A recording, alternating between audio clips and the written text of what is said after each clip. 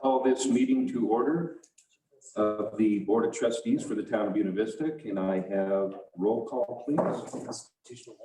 Mayor Lacy. Here. Trustee Eckstein. Here. Trustee Fay. Here. Trustee Nyberg. Here. Trustee Rowe. Here. Trustee Swisher. Here. Trustee Volpe. Thank you all very much. Will you please rise and join me for the Pledge of Allegiance? I pledge allegiance to the flag of the United States of America and to the republic for which it stands, one nation, under God, indivisible, with liberty and justice for all. For the next item, I would remind everybody to please silence or turn off your cell phone. Next item is oath of office for a new officer.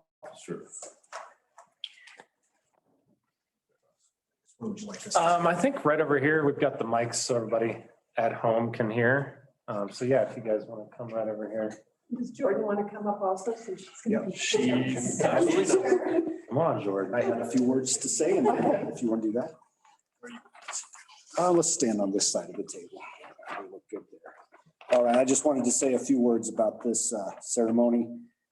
Officer Englund, when you graduated from the police academy on May 14th, I told you that law enforcement is one of the most honorable professions. But it is only this if we, the officers, bring honor to the profession. This badge is a symbol of that ideal. It is a sacred trust given to you not just by me, but by the citizens of Buena Vista. There is a foundation of trust between the citizens of Buena Vista and the BVPD, and as a new officer, you must be a keeper of this trust. This trust is part of the legacy built by former BVPD officers and leaders like Chief Campton and Chief Tidwell, as well as the current members of the BVPD. This trust is bound to your duties, as referenced in our mission statement, to enforce the law in a fair and impartial manner by recognizing both the statutory and judicial limitations of police authority, as well as the constitutional rights of all persons. With this badge, I charge you to keep the faith. That is, to serve our citizens with courage and honor, to hold sacred the trust and authority given to you by the citizens, to be mindful of the legacy built by those who came before you, and to be firm yet fair in the administration of your duties as a police officer for the town of Buena Vista. Jordan. Right now? Yep. Okay. Practice this. Depends, I guess.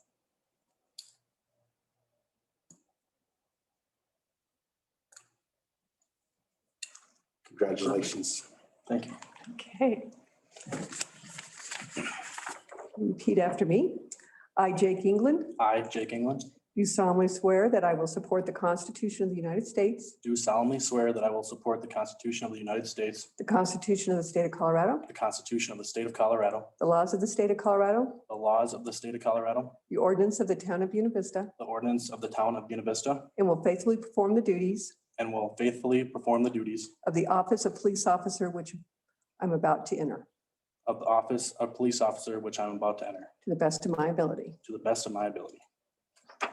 Great. I will give you these copies for your reference.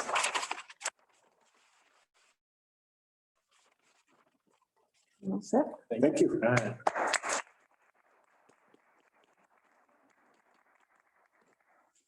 Thank you. Thank you very much and welcome. Thank you. Next item on the agenda is the agenda adoption.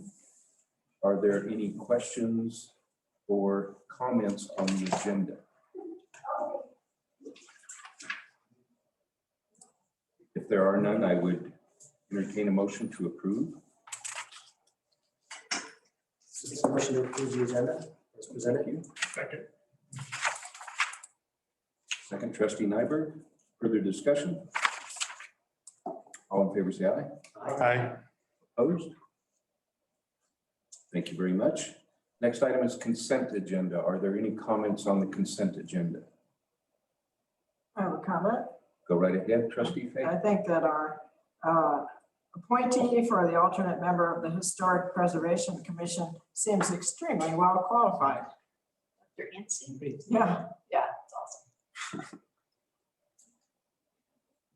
Anyone else? I would entertain a motion. So moved. Thank you. I'll second the motion. Second, trustee Swisher. I'll have a roll call vote, please. Trustee Eckstein. Yes. Trustee Fay. Yes. Trustee Nyberg. Yes. Trustee Rowe. Yes. Trustee Swisher. Yes. Trustee Bolte. Yes. Thank you all very much. Next item on the agenda is public comment. We open this portion of the meeting to public comment. You can chime in the Zoom chat box if you are logged in that way. You may raise your hand and we will acknowledge you and let you speak. Otherwise, you can call in on your telephone and press *9.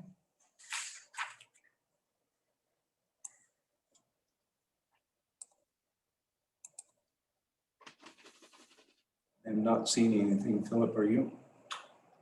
Not yet. So the meeting controls are kind of hiding here.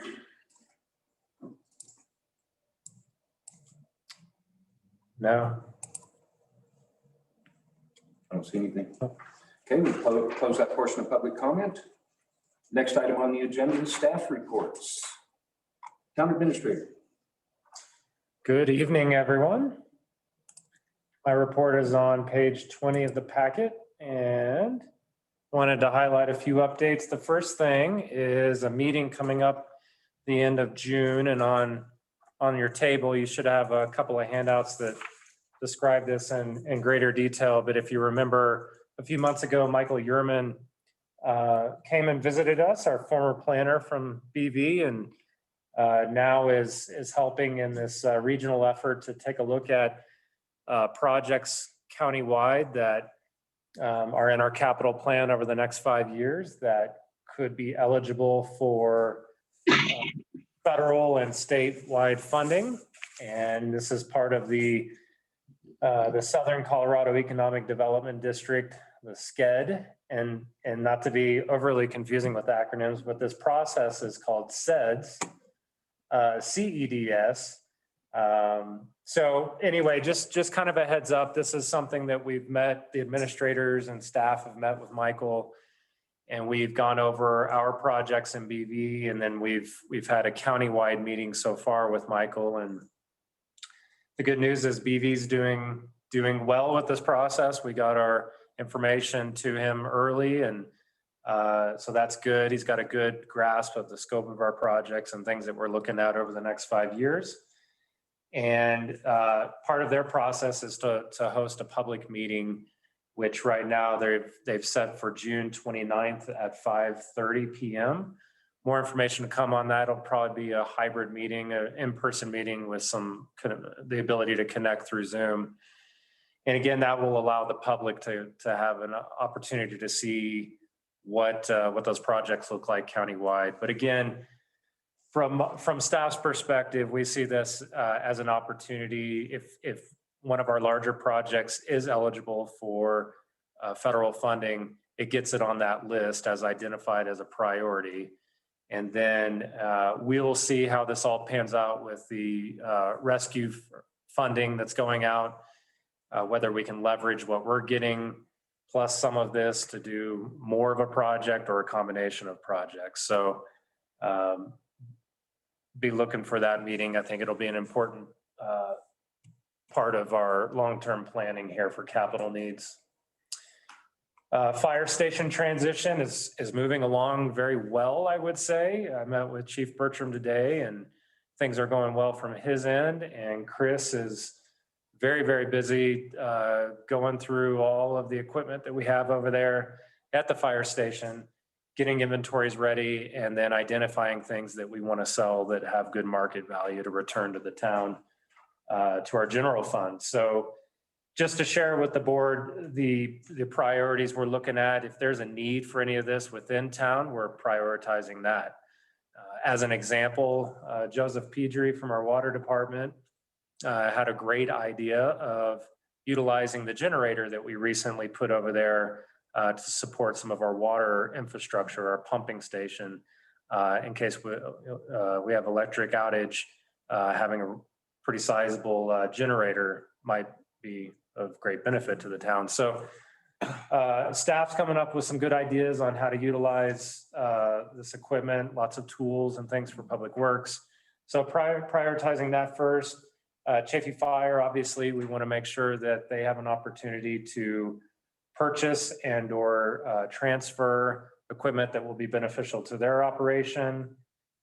We have older equipment, but still usable, that could go to smaller fire departments. And then if there's anything left after all of that, we'll utilize probably a third-party equipment reseller to kind of take bulk if it's smaller items or larger items and get those things sold for us. So pretty happy with how that's going. We are also, obviously we're keeping things that are of historical value, and we'll be engaging with the groups on how we want to preserve some of those items. Thankfully, in 2020, with partnership with the BV Heritage Group, a lot of our old photographs were scanned, and we now have digital copies of those. So good work going on there. And a recycling update. Obviously, we've gone through a change over the last month and a half, and I don't know, our community is finding ways to work around that in terms of finding ways to recycle. It's been good to see the private sector step up quite a bit. We've seen Waste Management now offer single stream, curbside pickup. And, we know, I think you all are aware of what Chafee Waste has done. They've done a fairly good job of getting out there and doing some curbside services. But we recognize that that's not, there's probably opportunities for us to continue to look at ways to keep stuff out of the landfill and prolong the life of that. So Buena, who's been our partner along the way the last couple of years to help guide countywide opportunities there, they're going to be working on a project for the next several months that's going to dig in deeper, specific to recycling and other opportunities to get to find, I guess, homes and different solutions for a lot of our waste that could be reused. So you can see in your packet there a breakdown, but what I wanted to highlight was that we're going to be utilizing some of the allocation that the municipalities in the county provided this year for the recycling subsidy to help pay for some of these costs with Buena. So $170,000 was allocated across the whole county at the beginning of the year. That included about $16,000 from the town. We paid first quarter expenses to Angel Chavino for about $42,500.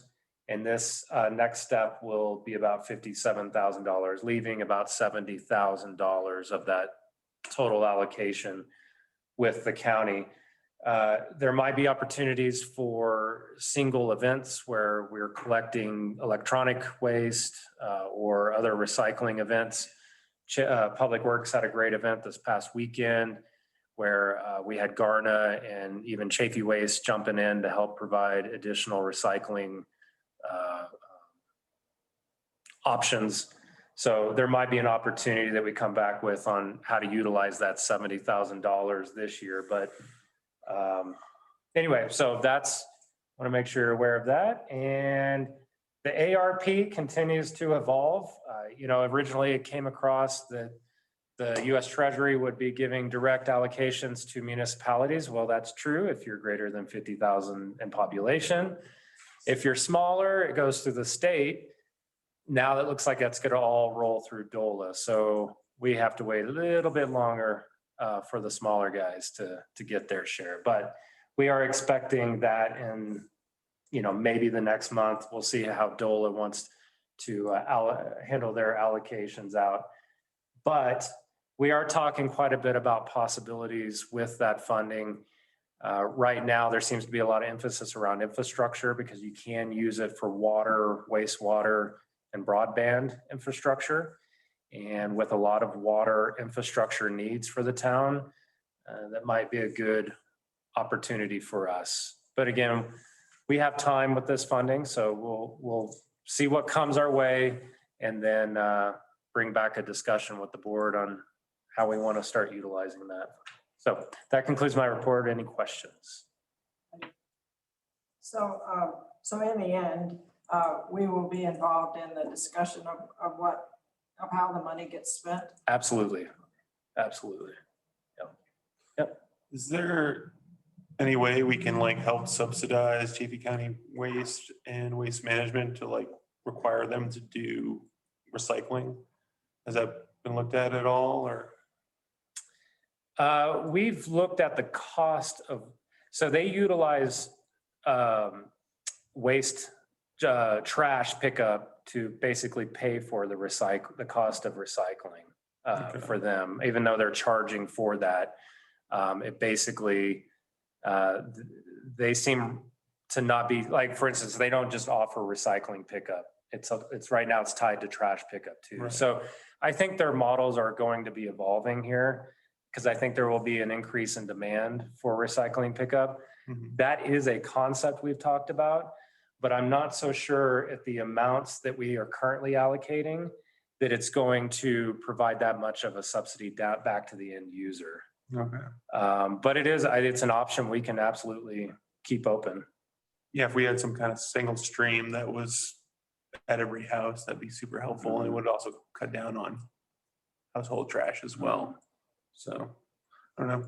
It'll be interesting to see what happens. Yep.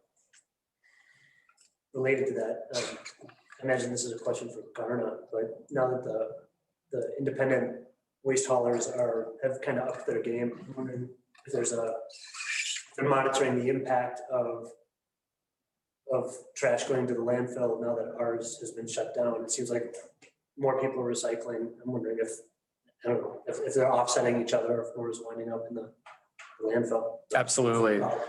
So the good thing about the timing of Garna is they did the waste diversion study and they spent time at the landfill analyzing what the waste diversion rate was before this change. So they have good data to see what it was before. I think part of this is also watching and seeing how behavior changes and if they're actually increasing that diversion rate because more people are signing up for recycling. So I think that's a part of this time period as well. Any other questions for the administrator? I have my hand raised. Go ahead, Cindy. My question is most of the recycling that is happening right now is for household pickup, but are they ever going to have bins that the tourists will be recycling? Because during tourist season, they do create a lot of recyclable trash.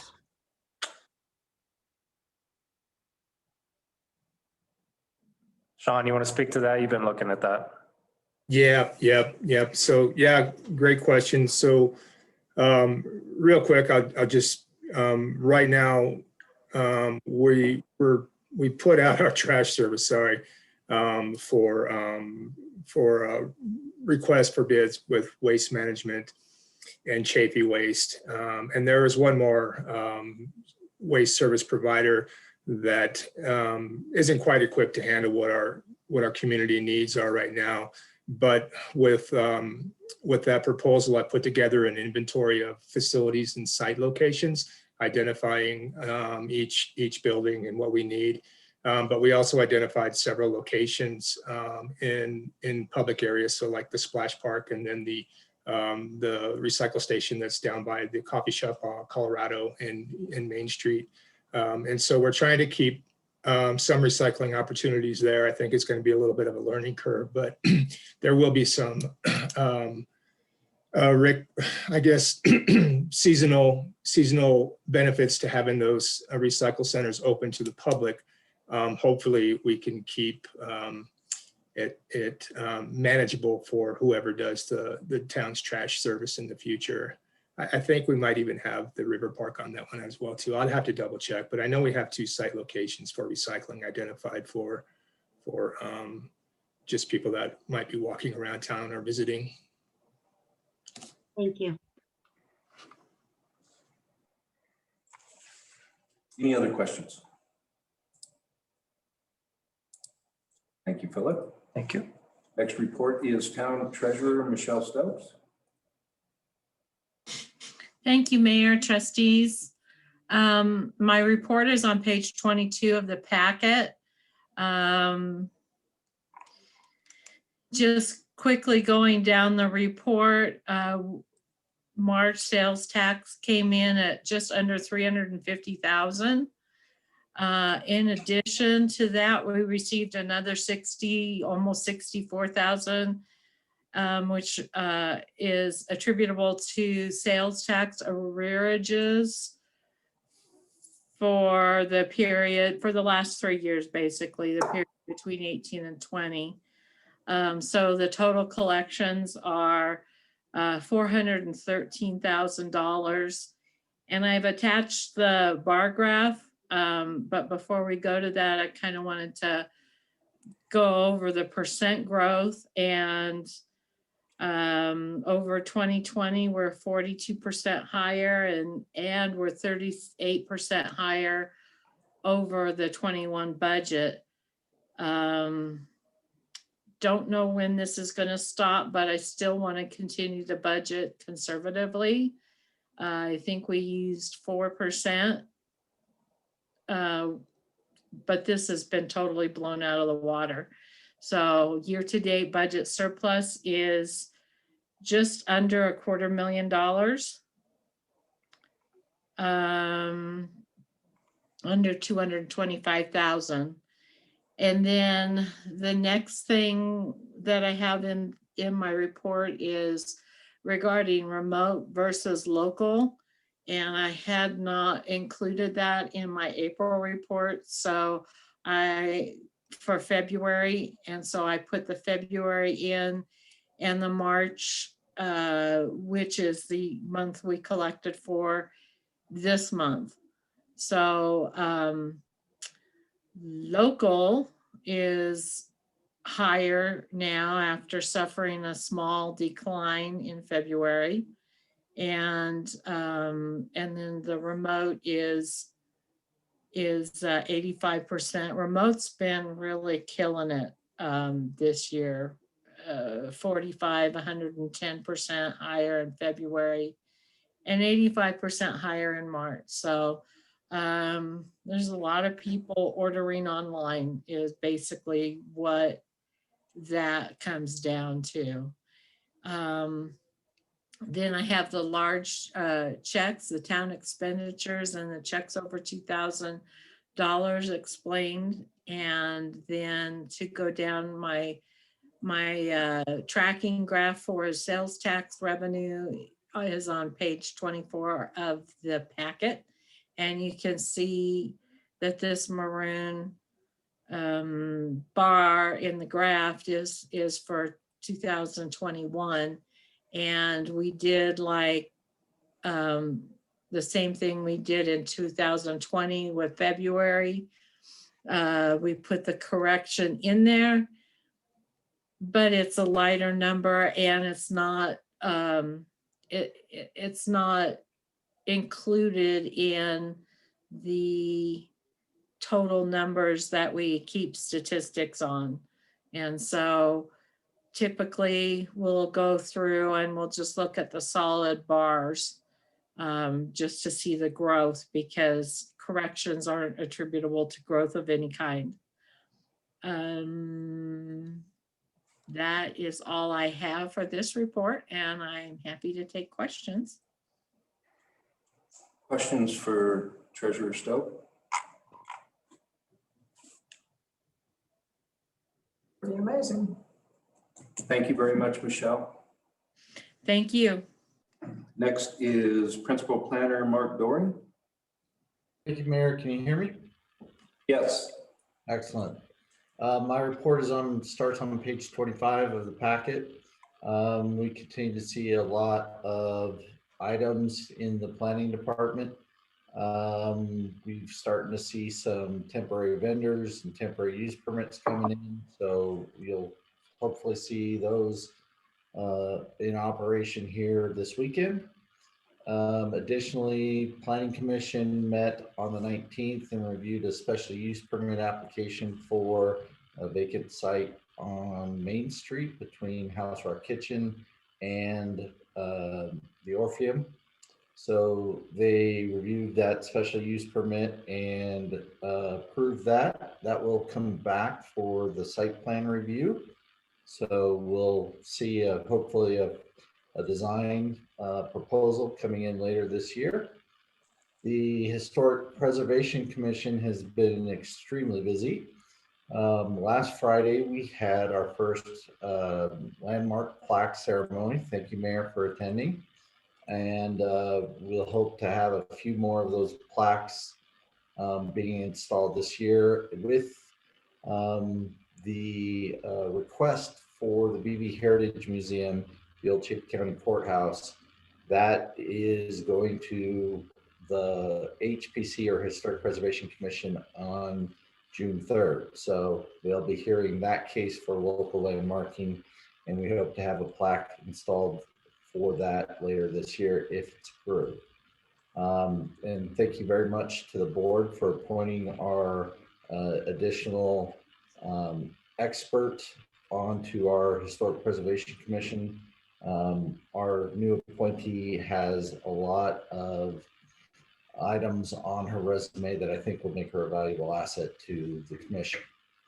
Additionally, we continue to have a lot of conversations, what we call pre-application meetings for people who are interested in building.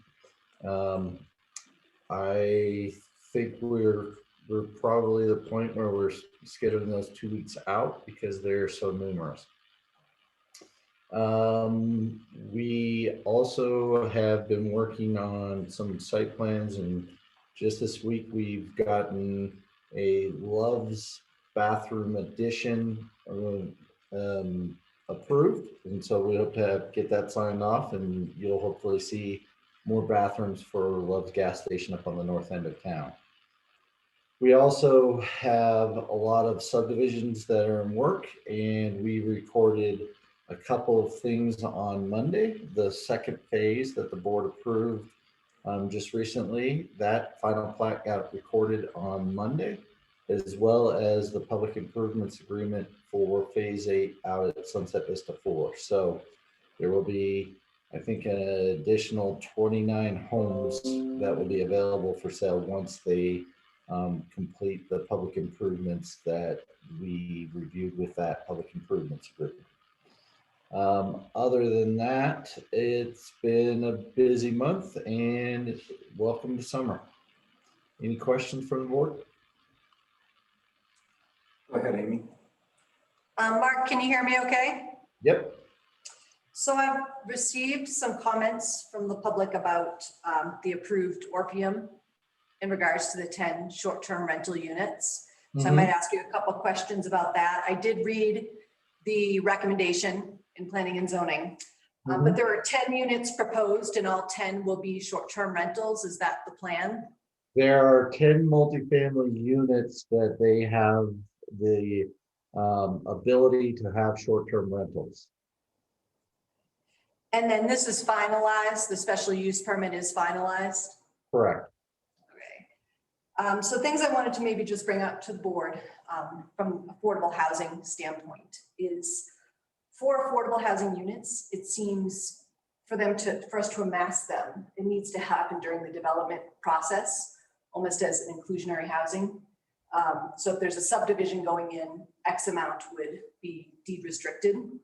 That's how that will be one strategy for us to address our affordable housing issue we're having. So I had hoped, I know we were going to have a conversation about mixed use Main Street in Q3, but I'm wondering if that special use permitting process could be used to designate some of those units, per se, if there's 10 units, a certain amount to be deed restricted or long-term rentals. So I just didn't know, Mark, you had anything you wanted to offer to that, or Philip, you did, or If any staff and any board members wanted to comment on that at all with your experience. Well, let me address that. That has gone through the process and has been reviewed and approved based upon our current code. So I'll let Jeff address the legal issues, but they do have their approval. And I believe Philip will talk a little bit about this. We, as a staff, are having some conversations with Chaffey County in terms of some affordable housing strategies. And there's been a lot of discussion, and you'll probably see some efforts on behalf of all the municipalities in the county in terms of some housing, but that is working its way through, and Philip and the rest of the administrators will give us guidance on what everyone approaches. And then I just will say that the Planning Commission is interested in trying to solve some problems. We have been working on some information gathering and hope to potentially bring some code amendments further on later this year when we have the time to get to them. But I'll turn it over to Jeff on terms of an application that's gone through a special use permit and already received approval. Well, yeah, Even it's for already say gone. moving forward. Yeah. So I guess ultimately it's already been approved. We're too late to add any new conditions, but the city should basically look at changing its code if it wants to have an affordable housing requirement as part of a development, whether it's special use or otherwise. And so without that criteria in the code, it's going to be difficult to impose such a requirement just based on the current code provisions, although I'd have to look through it a little more carefully to give you a better informed answer. But generally, when you have an affordable housing requirement, it's actually in the code, and there's criteria for how it's administered, how it's imposed, what the requirements are. And I don't believe we have that right now. And I'll probably just update from the affordable housing now. Feel free if you want to chime in. There's a lot of focus on just getting the Affordable Housing Authority just up and running, just like the amount of, I didn't realize how much went into getting a board functional, really just getting all the documents and whatnot. There is discussion on deed restrictions, but I haven't heard anything of inclusionary housing. And I think that's kind of what this discussion maybe is about too, is, okay, if you're going to build 20 houses, 5 of them have to meet this requirement. So I'm just wondering if that's something the town of BB would benefit with all this heavy development coming in. Is that something we should look at now? And I figured the special use permit, I see there's 2 more developments coming on East Main Street. Is this an easier way to go about it, a special use, as opposed to putting it as part of the code? Is that going to be easier in a way? Is that? Yeah, the special use still follows a set of criteria in the code. And so if the board wanted to insert that as a criteria, we would have to change the code for that as well. We can't interject it administratively without it being listed as a criteria. So like mainly in these kinds of things, specific to Main Street and short-term lodging, it's not just short-term rentals, it's short-term lodging is a special use. We're looking at nuisance and how they handle things like parking and trash. But yeah, it kind of goes back to if the board wants to insert that anywhere, whether it's a general change to all development or to a special use process, it's going to have to require a code change. Yeah. Because I saw in the UDC mentions a goal, which is why this approval was within the vision of, or adhered to the UDC, was the proposed development results in more multifamily residential and commercial development in a property that's vacant. I feel like multifamily residential as a structure, it is absolutely a multifamily residential, but there'll be no residents in it. So I feel like that's where I know it supports the code, but just because it's a multifamily structure, unless we say we want residents in it, I question if it supports the UDC. So I would say that would be kind of maybe the in, or if that would be maybe a way to not say get around it, but support it. So is that something we could talk about moving forward, or what do you guys, how could we move something like that forward? I know it's a big undertaking. Maybe talk about it later at trustee staff if you guys want to talk more, or. We could at that point in time, and one thing, and it will be a major discussion if we get into it, obviously. Okay. When you bring up inclusionary housing, what I've researched and found, there are so many different methods and approaches. There again, and I'm not saying we aren't capable, but that's holding back and waiting for the housing authority to kind of get their feet on the ground as you were talking.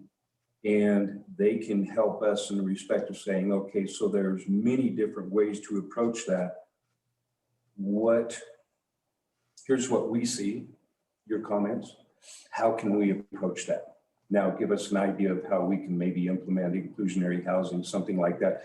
I don't know of us here who have that knowledge to say, wow, that model of inclusionary housing works for Buena Vista. We need a presentation to say, here's different models. This one seems like it may be the best. And like I say, that's why I say it becomes a very deep discussion. I would think it would be more than just, that would be a major code change. It'd be more than one meeting, obviously. It's going to take substantial amount of input from staff and everything else and research to say how and what are we going to do? What are our expectations from the board? What do you expect? And then this is how we bring it forward, I guess is the way I would see that. So we could touch a little bit more on that in trustee staff. Sounds great.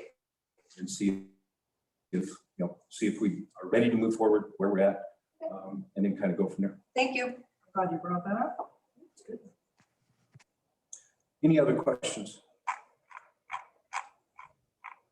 Next is Public Works Director Sean Williams. Thank you, Mayor. Thank you, trustees. So as usual, start off with the April water production. Pretty typical for the volume water that we're using. Unaccounted still looks pretty high. It's going to start lowering here pretty soon, probably with the more water that we start to see. But we're still looking for, when we have time. I think we found a couple small leaks, service line style things that happened in the last month or so. Nothing very large though. Today, the factory, the Fading West project on McCone's connected to the water main with their fire line, fire protection system. Tomorrow, they're going to be connecting with their domestic water tap. So things are moving along up there. The engineering projects, long-term projects, are the same ones that we've been sharing with you for the last several months, but we're still chipping away at those. Water plant expansion project update. So yeah, this week so far, it's been all hands on. We're building, assembling the components for the pilot studies, the plumbing, the electrical needs, the pumps, and of course the Harmsco units are being installed. Electrical master controllers are being installed to get this thing to where we can start moving some water through it for an extended amount of time. We're also looking to install some turbidity water quality units as well. So we're going to be able to keep a record of what we're seeing and when things are happening. Runoff hasn't quite happened just yet, so we're still ahead of the game when it comes to the surface water component to the pilot study. And so that's a good thing.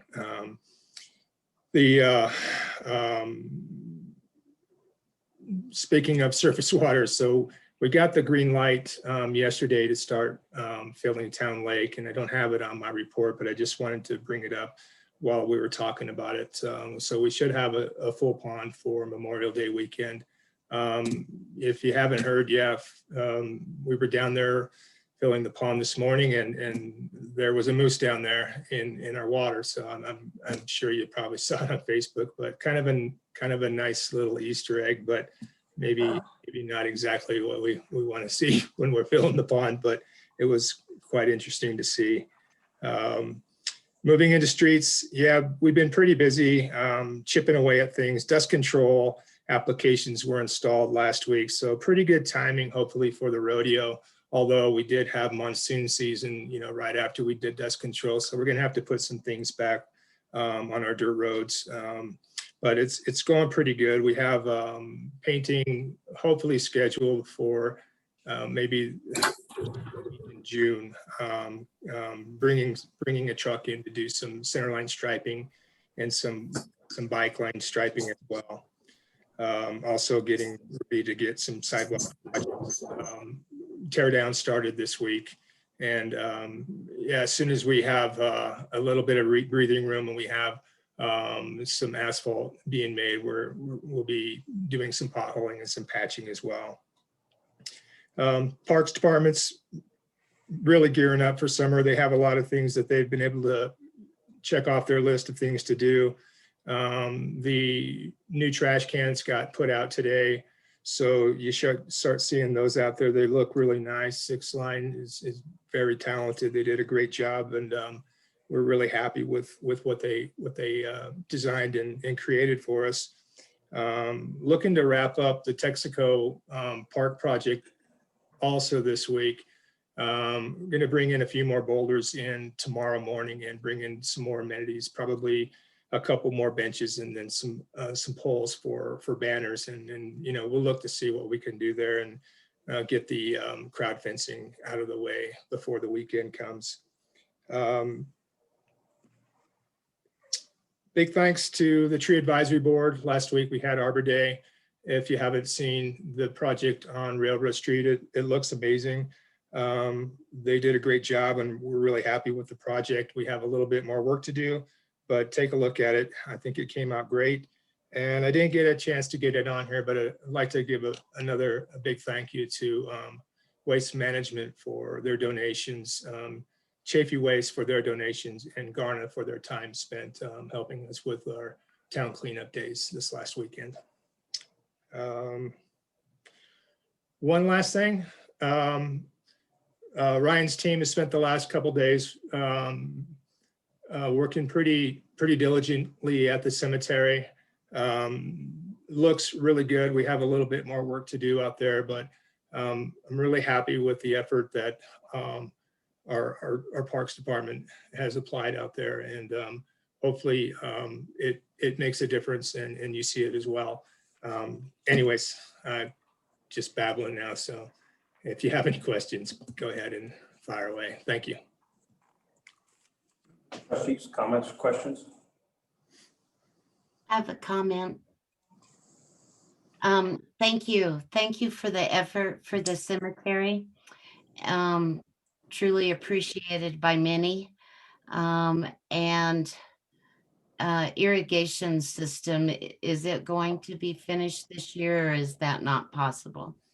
Yeah, we're turning it on tomorrow. It'll be on tomorrow, so we'll have it on. We have a couple more amenities that we'd like to do, but for the most part, we wrapped it up last year. Okay. Well, thank you. Thank you for the effort. You're welcome. Thank you. Anyone else? Thank you, Sean. Next is Airport Manager Jack Wiles. Evening, Mr. Mayor, trustees. You can find my report on page 29. Reference the parcel sale of lot number 10. We were going to potentially sell that to our neighbor. The FAA sat down and will not allow us to sell any parcels of land that was purchased through FAA grant. So this, not only will we not be able to do this, but probably future, if we ever want to revisit this, they will not support it.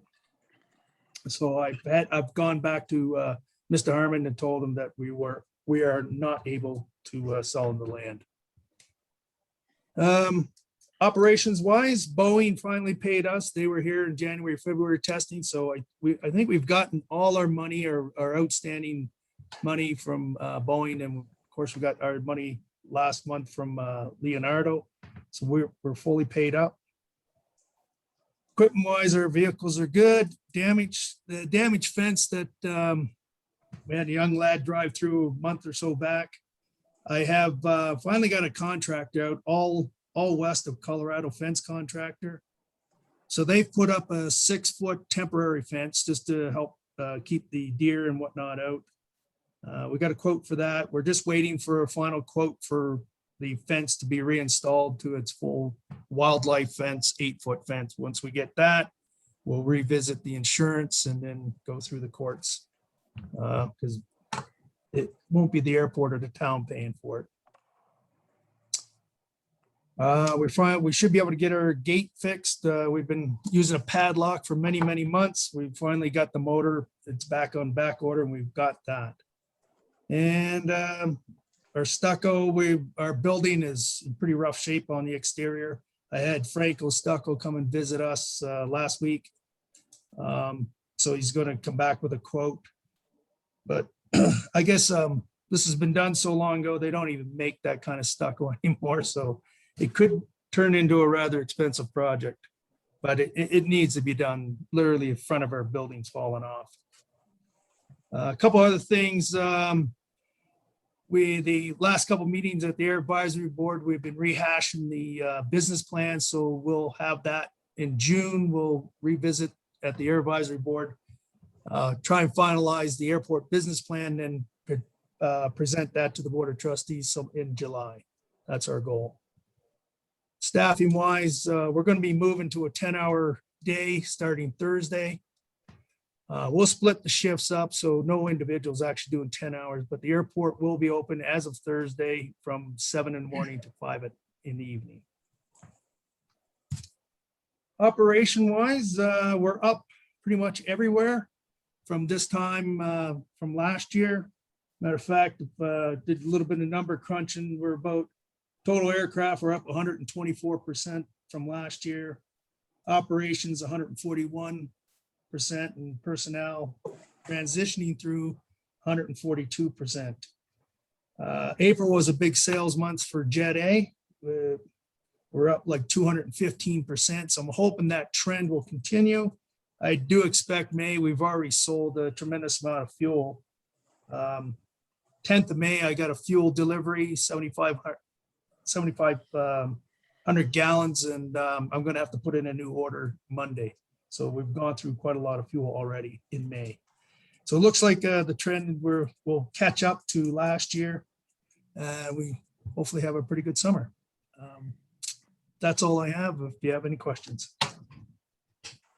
Trustees, questions? Thank you for recouping all that money. Thank you on behalf of taxpayers. Yeah, finally got it. If there's nothing else, we'll move on to the business items. Item 9. First item is a public hearing to approve or deny an application transferring the retail liquor store license from the Little Daisy Company, DBA Little Daisy Liquor, to Park Lane Enterprises, LLC, DBA Little Daisy Liquor. Trustee Eckstein? Thank you. I will step out for this hearing.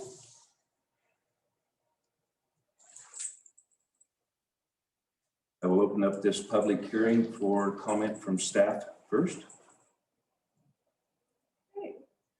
Just real briefly, Nick Blake, owner of Park Lane Enterprise LLC, submitted an application on April 7th for the transfer of ownership of the retail liquor license from Little Daisy Company Liquor to Park Lane Enterprises. The application is complete. The required fees have been paid, and the public hearing was published in the Chaffey County Times on May 13th and posted on the property on May 6th. Background check and fingerprints were submitted for Nick, and satisfactory results were received. Per CRS 443-303(2), the local licensing authority can issue a temporary permit to the transferee for any retail class of alcohol beverage license.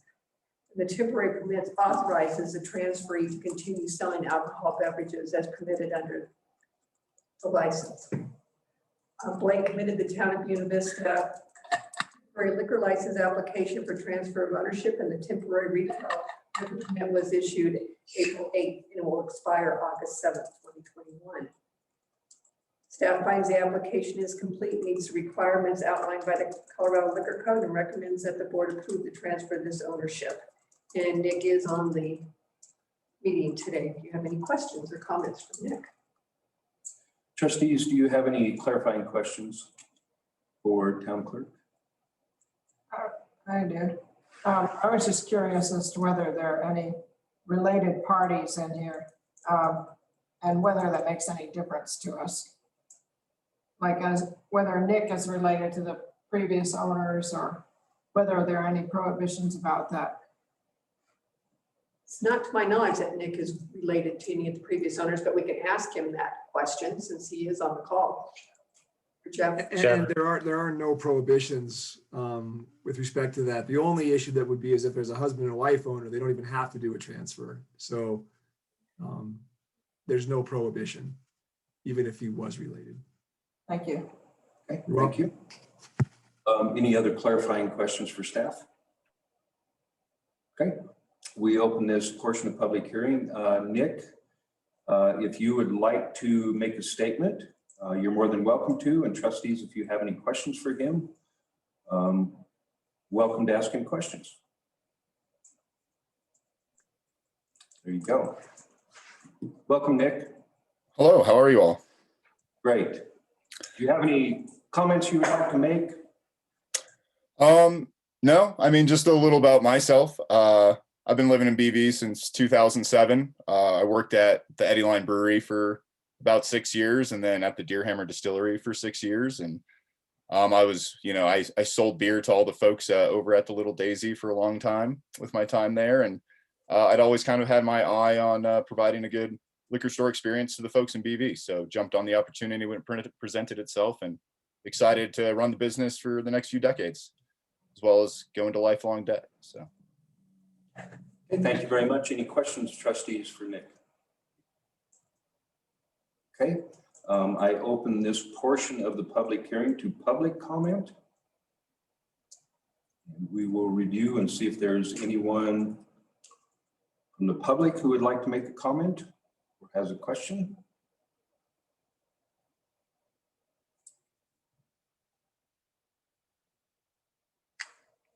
Not seeing any, Mayor. I don't see anything there. I close this portion of the public hearing for public comment. Trustees, one more time, any clarifying questions for staff or for Nick? Okay, I close this portion of public comment. Trustees, questions amongst yourself? Motion? Make a motion, we approve it. I'll second it. Second, trustee Rowe. Further discussion? Roll call vote, please. Trustee Fay, Yes. trustee Nyberg, Yes. trustee Rowe, Yes. trustee Swisher, Yes. trustee Volpe. Yes. Thank you all very much. Thank you, Nick. You running for Amy? Thank you all. Thank you.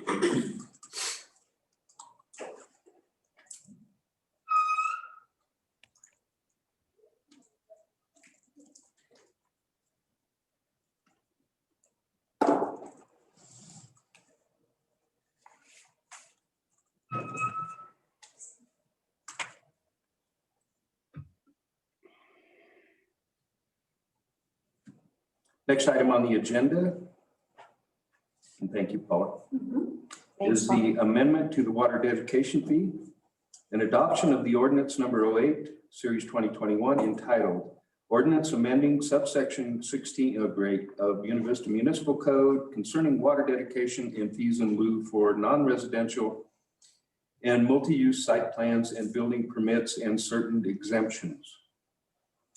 Looks like this is going to be brought forward by Special Projects Manager Joel Benson. Yeah, thank you, Mayor. Thank you, Board.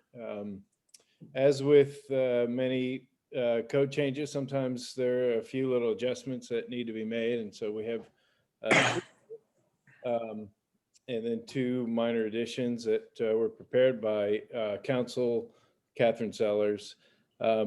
So and this was presented, this is a public hearing, it was presented first to the Planning and Zoning Commission on May 5th, and they recommended approval as presented, this ordinance number 8. So we're asking 3 things in particular, and then the 2 additions. One, first, there was some erroneous language in the original.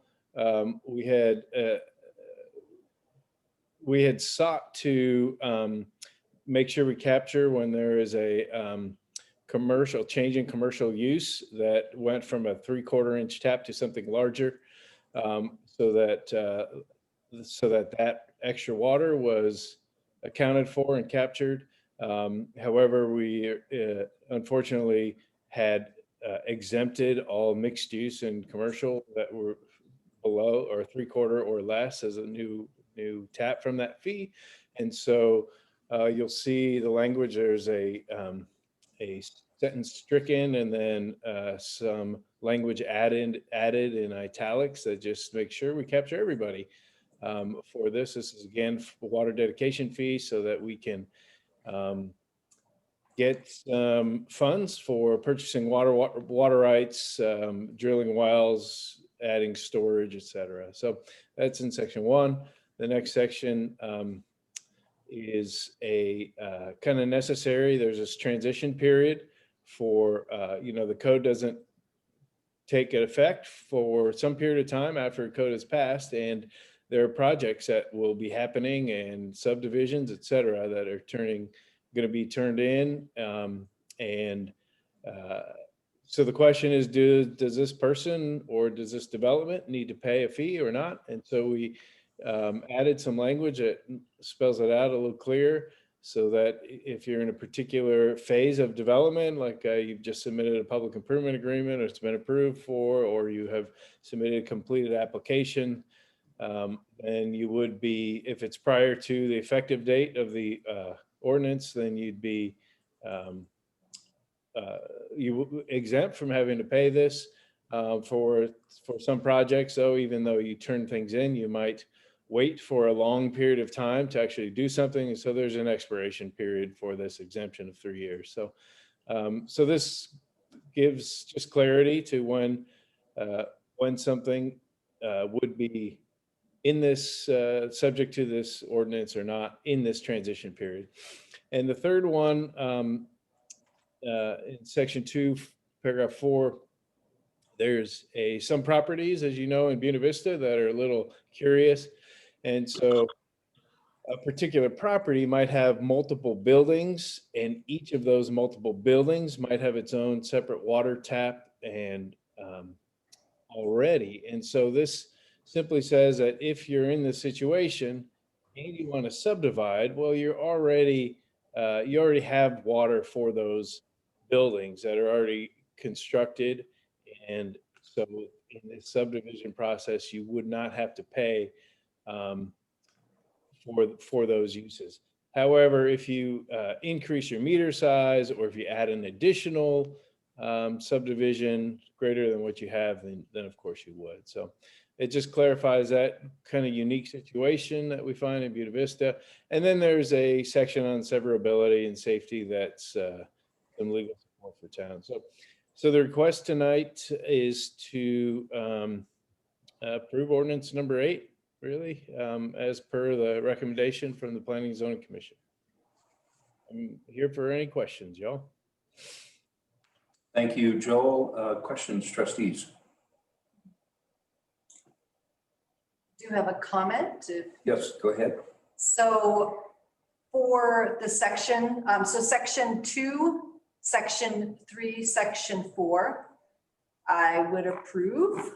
But for section 1, I did make note, the area that's stricken through for non-resident building permits, the owner shall only be required to dedicate water or pay a fee in lieu if the fixture is subject to the building permit application require a meter size larger than 3/4 inch. So I did notice this during the original ordinance, and I thought it was awesome. I thought this is a great way to support new and existing business, which is part of our community vision.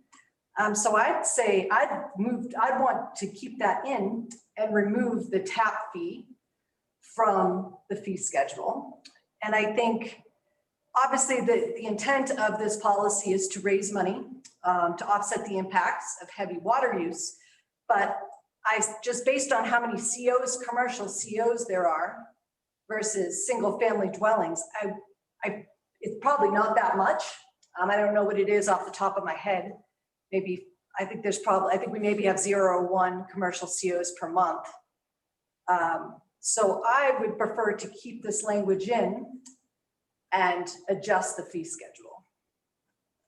But curious if there's any support on that, or if I should make a motion. Comments, trustees?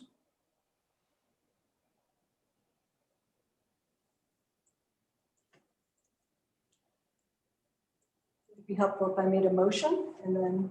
Yeah, We can, I hear no comment. So what's basically what it's saying is that if someone has, what's stricken from it is that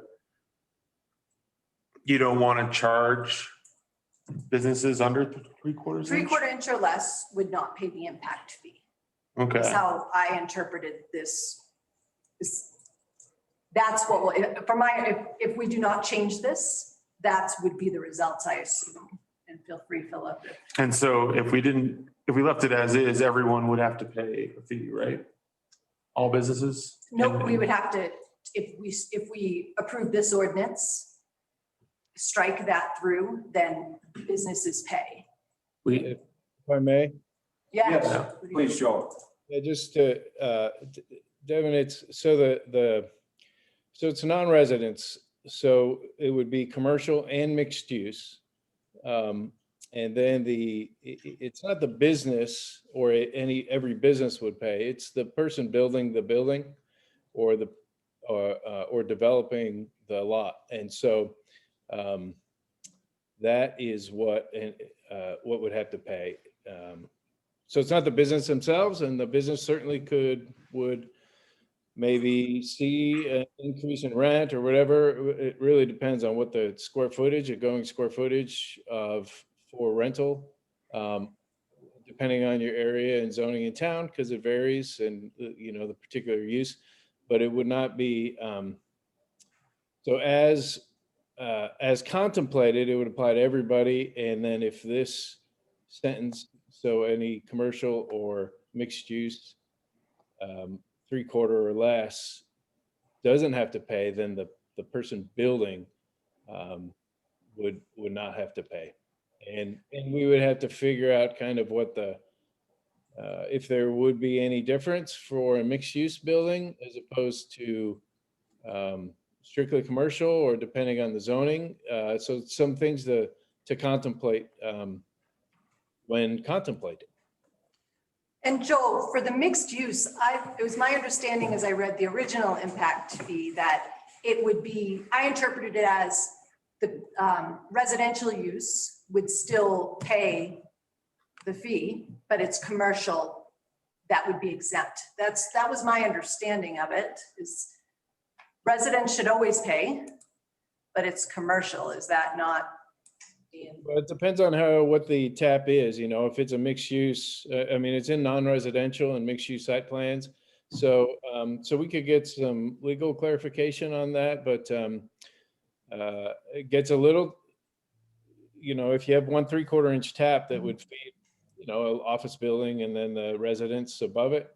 But it's only one tap. We would just need to clarify who pays what, and so. Yeah, the tap has to be basically paid for at the latest upon getting a building permit. And usually it's upon application for a site plan. And so you're going to, if it's a mixed use building, you're going to count, depends upon what you decide to do, but you're going to calculate out the number of taps, say 3/4 inch taps needed. And ultimately, if you leave the language in as proposed, then you end up with only counting the residential portion. If you take it out, you're going to count both the commercial and the residential portion and the water demand. And depending upon, the mixed use is probably going to get built at the same time. So, or it's going to basically get the site plan at the same time. So they pay that upon getting the site plan or upon getting a building permit. So I don't think it really matters like which one's paying it, because it's the same building. And so it's going to be assessed at the same time generally. Thank you, Jeff. And I think that's what Joel was saying. It's assessed at that point in time, not the rental, if you want to put it that way. It's Right. assessed at it's assessed at the building permit process. Cindy, you had your hand raised? Yeah, I was a little confused. The reason that we came up with this ordinance was to have money in lieu of water, so we would be able to buy water rights. And if any place is going to use water and they have a water line, I don't understand why a commercial building wouldn't have to pay, but a residential would. And so from my understanding, what we're reading here, that we're saying everybody's going to pay. Okay. Correct, Joe? That's what's correct. Yeah. At this point, yes. So as is, everyone pays. If we adopt what is presented now, everybody will pay. Okay. Yep. Okay. Thank you.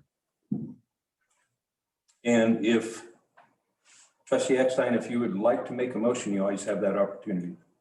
Yeah, I would support this as it is right now. I think everyone should have to pay regardless, residential, non-residential. We need to take care of our water and take care of our water portfolio. So I don't see someone being exempt from being part of that, whether you're building a house or a business. It affects our water. So I think it should just be as is. And I make a motion to approve ordinance number 8 as written. Okay, we have a motion on the floor. I'll second. Second, Trustee Volpe, We have a little discussion. further discussion? Perfect, thank you. I think if we want to support new and existing business, I think something like this would do that. And I understand we have to take care of our water, but there's so many more impact fees that would be collected from residential as opposed to commercial. I don't know the number off the top of my head, but it's just not nearly as many. So I think this could be worthwhile. And from a decision-making standpoint from this board, I know we all have expressed interest in supporting business. I mean, we were singing praises of the factory, right? Last month, we're like, wow, look at how much they're bringing to our tax base. So I think maybe it's great that we have all these, the EDC and the SBA that are helping us develop a pro-business environment. But really, I think the most power that we have as a group is really with the swipe of the pen, you know? And I think this is a good example of decisions that could be made that create a pro-business environment. Yeah, and I definitely see where you're coming from, and I appreciate that and respect it. I want to find any ways that we can help our small businesses and any businesses coming to town, except when it comes to water. I feel like this is the one exception. We need to make sure that we can keep our water portfolio robust and strong and continue to to find water and to look out for the future of our town. So I think water is it. So that's how I feel about it. And I think we can find other ways to support businesses. I'm just wondering if we should table this until our next meeting so that we have a chance to fully grasp the significance of it as it's written now, or as Trustee Eckstein is proposing that it be changed. We have a motion and a second on the table. We can entertain that if the motion fails. I would input, we have one of the cheapest water fees anywhere. And if you go to the Front Range, you spend upwards of $30,000 for a water tank. And so it's like, if we want to compete with Tri-State or whatever to purchase water, we're going to have to get some money in the till. We have to be ready to do that. And if we don't start anticipating that by putting money away, we are going to be in trouble. So keep that, obviously, keep it all in mind. But that's my thought on this. we kind of got caught and we found out real quick just how bad we're caught. Just how bad. So we have a motion, a second, further discussion. One additional comment. We can amend this later on. I don't disagree with you, Trustee Eckstein, but I think that the argument seems rather anecdotal. I think that we can amend it with some concrete numbers if the incentive is really there to draw new business. I think that we can amend this at a later time. But I agree with Trustee Rowe's statement that water is, it's first and foremost. So I take that for what it's worth. Any other comments and further discussion? Roll call vote, please. Trustee Eckstein? No. Trustee Fay? No. Trustee Nyberg? Yes. Trustee Rowe? Yes. Trustee Swisher? Yes. Trustee Volpe? Yes. Okay. Thank you all. Let the record show 4-2 vote in favor of. Thank you, staff. Thank you all for your input, and we will keep all this in mind. The next item on the agenda is code enforcement on flags and election signs. The board will consider recommendations to amend the municipal code related to flags and yard signs. Is somebody in a hurry or? Thank you, Mayor. Sorry about that. Dogs are a little excited. My report's on page 40. Just a second. He's going to bark for just a second. We noticed during the last election cycle that we had a gap in the code which needed addressing as far as what we had and what was needed. What we have as far as flags is having 2 flags on each property. We have a lot of businesses that like to fly a state flag with the American flag and an organizational flag. It's created no problems, and it kind of makes sense for a lot of the businesses and residential areas, as well as during an election cycle, bumping up the number of signs. We have right now allow for 2 signs per property as a yard sign, and in order to accommodate what we see in an election cycle of more than 2 issues, to bump it up to about 5 in order to accommodate what's coming on any election cycle. That's kind of the proposal we're coming forward with. We asked the board to consider these recommendations and direct staff on any changes. Are there any questions? Questions for code enforcement? Comments? Please go ahead. I like the change in the number of signs. Is our code clear on when the signs can be posted, when they can, be first set out, and when they have to be taken down? That's a great question, Libby. If we decide to move forward with that, that would be something I would work with on legal to set those terms on how we would codify that in some way, so it would have a posted end date, just like when we worked with RVs. I really like to have a clear definition there, so it's super clear for everyone to understand. Typically, for an election season sign provision, you would allow them to be put up, so many days before the election, and then they have to be taken down so many days after the election. And then you go back to your regular number of signs. So should that be covered in this same proposal, to just go ahead and identify the days? Yeah, that's fine, because right now it's not in the code. So we would propose some, certain number of days that makes sense on either side.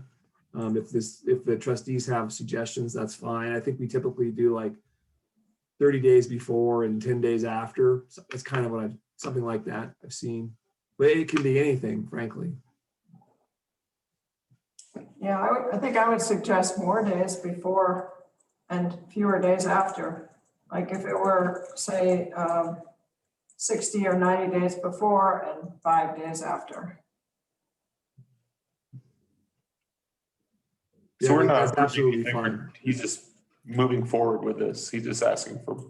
Correct. Correct. Yeah, there's no draft code or anything like that. It's just. Nothing at this point. Yeah.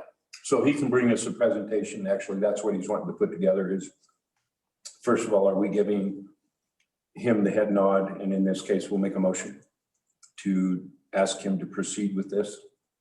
There were some issues last year. And so this is why we're bringing this up and confronting it. I thought there was, is it in the county that there's days restriction? I believe that our code does talk about number of days. Yeah, we do have that in there. So there is that window of time. I think one component of this that the board could consider is to have a number year round, like 2 signs at any time, yard signs. And then that could go up for a certain period of time around an election. Or is it just a cap of something like 5 at any time and there's no increase during election cycle? So that would be another aspect of this that the board could consider. Good point. And so that would be something to give thought to as Grant's putting something together. If we so propose that, how many signs do we want out there year round? I also wonder if there's a value in seeing what the county is doing to have any consistency with signs. Grant can look into that and see if there's any. Absolutely, more than happy to look into that. Yeah, see if it coincides anywhere, if it, and there again, I don't necessarily want to follow leaders type of thing, but if it makes sense, it makes sense. And it may already be there. And it seems to me like, and I know they have dates too. And the same with the local municipalities like Salida and Ponchas, see what they're doing.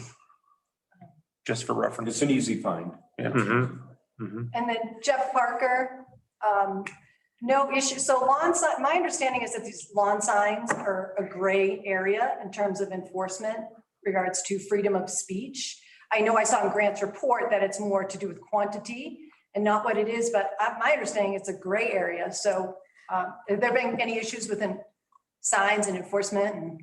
Well, I mean, it's a good question.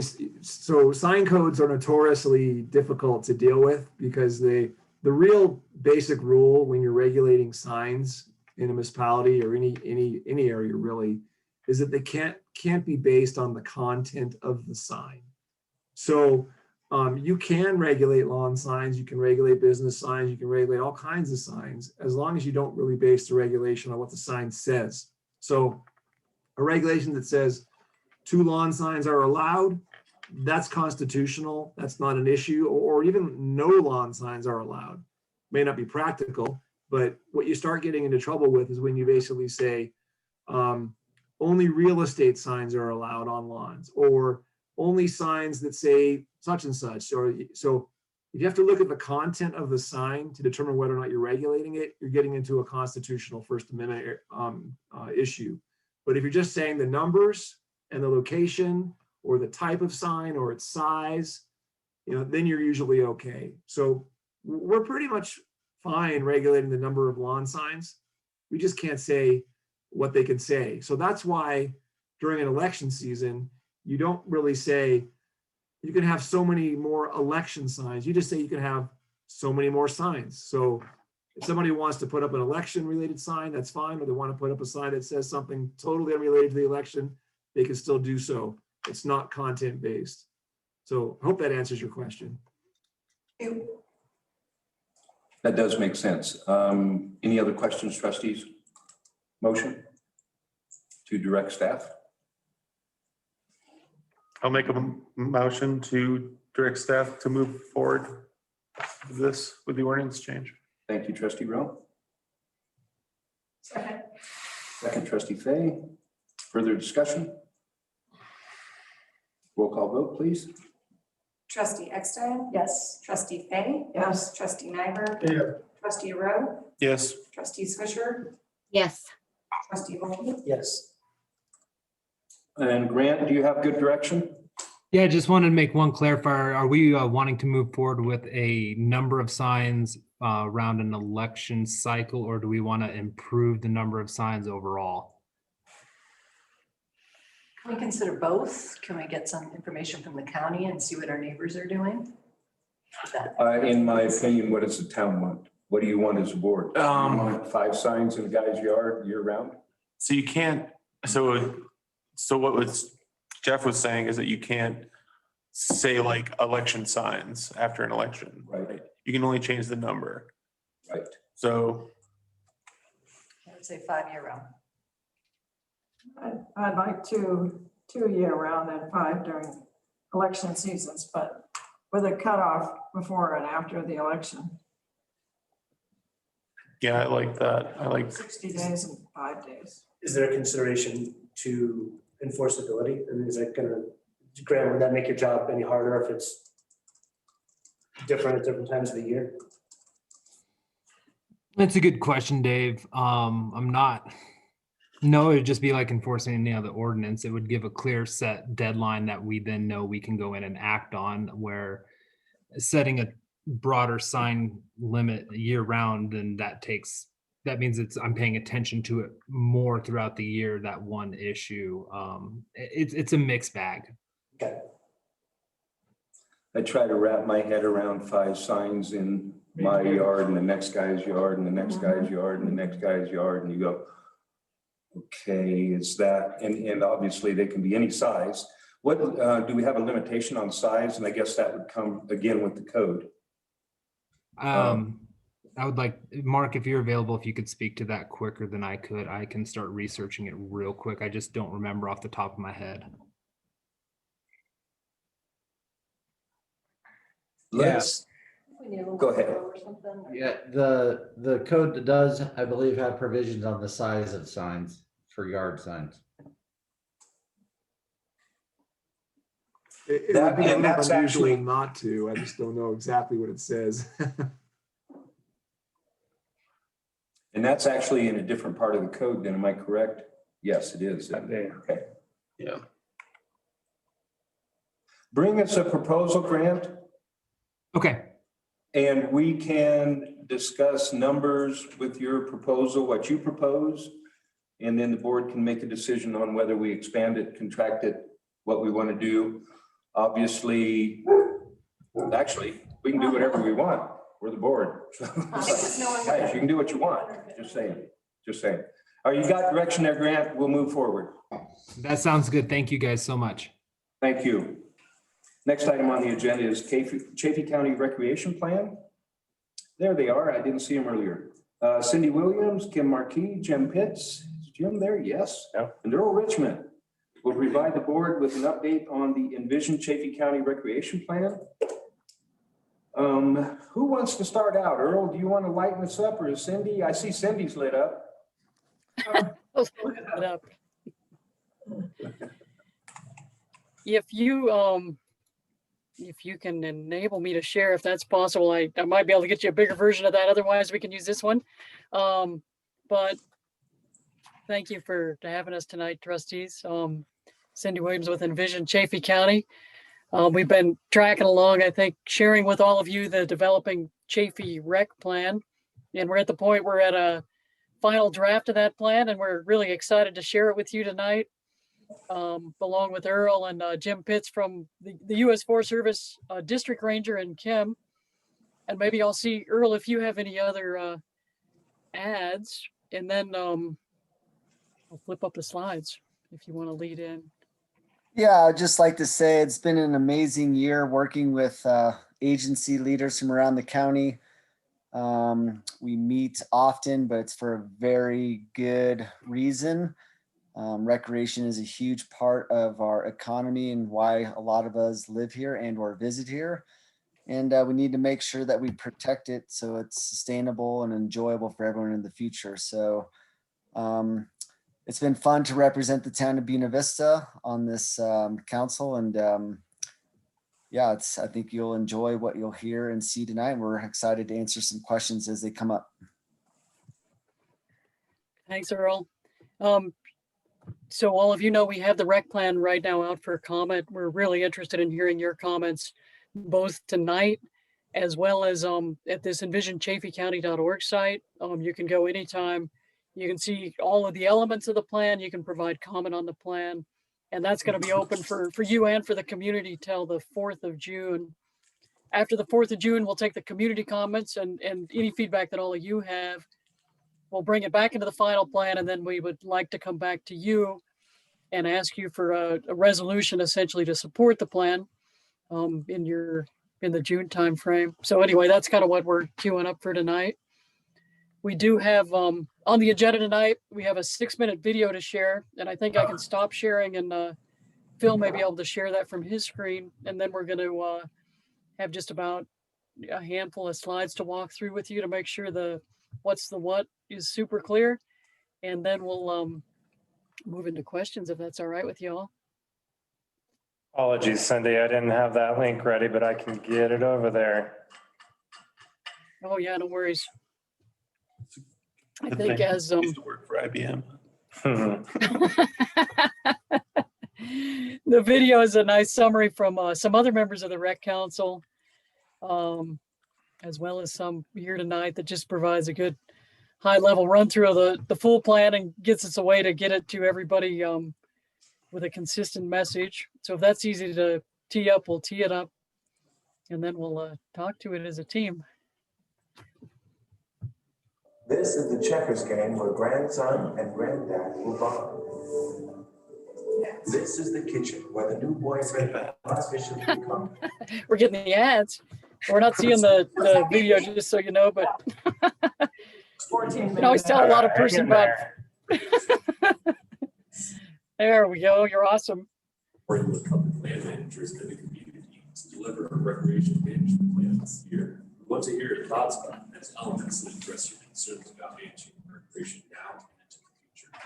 With the onset of COVID-19, the world was told to go outside to get remote, and what better place to do that than Chaffee County? The towns of Buena Vista and Salida saw record use of both their outside or wild spaces, but also their urban landscapes. We were inundated with trash in our trash can, with hashtag van life users, with people who took CDC and their local public health orders seriously, and they learned how to travel self-contained. So the only thing they need is a place to dump trash and waste. Our urban parks and bathrooms became those waste stations. We really needed to step up our game to keep our parks and our public spaces neat and clean. And we need more of these waste stations, more places for people to dump their trash, more places for people to recharge in town that is public and open.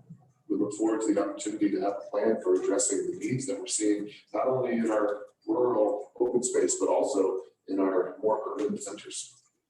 In addition to meeting in-town infrastructure needs, the Chaffee Rec Plan aims to have high-quality, low-impact camping opportunities across public lands to stem the rapid expansion in the number and size of sites in areas like 4 Mile and Shopping.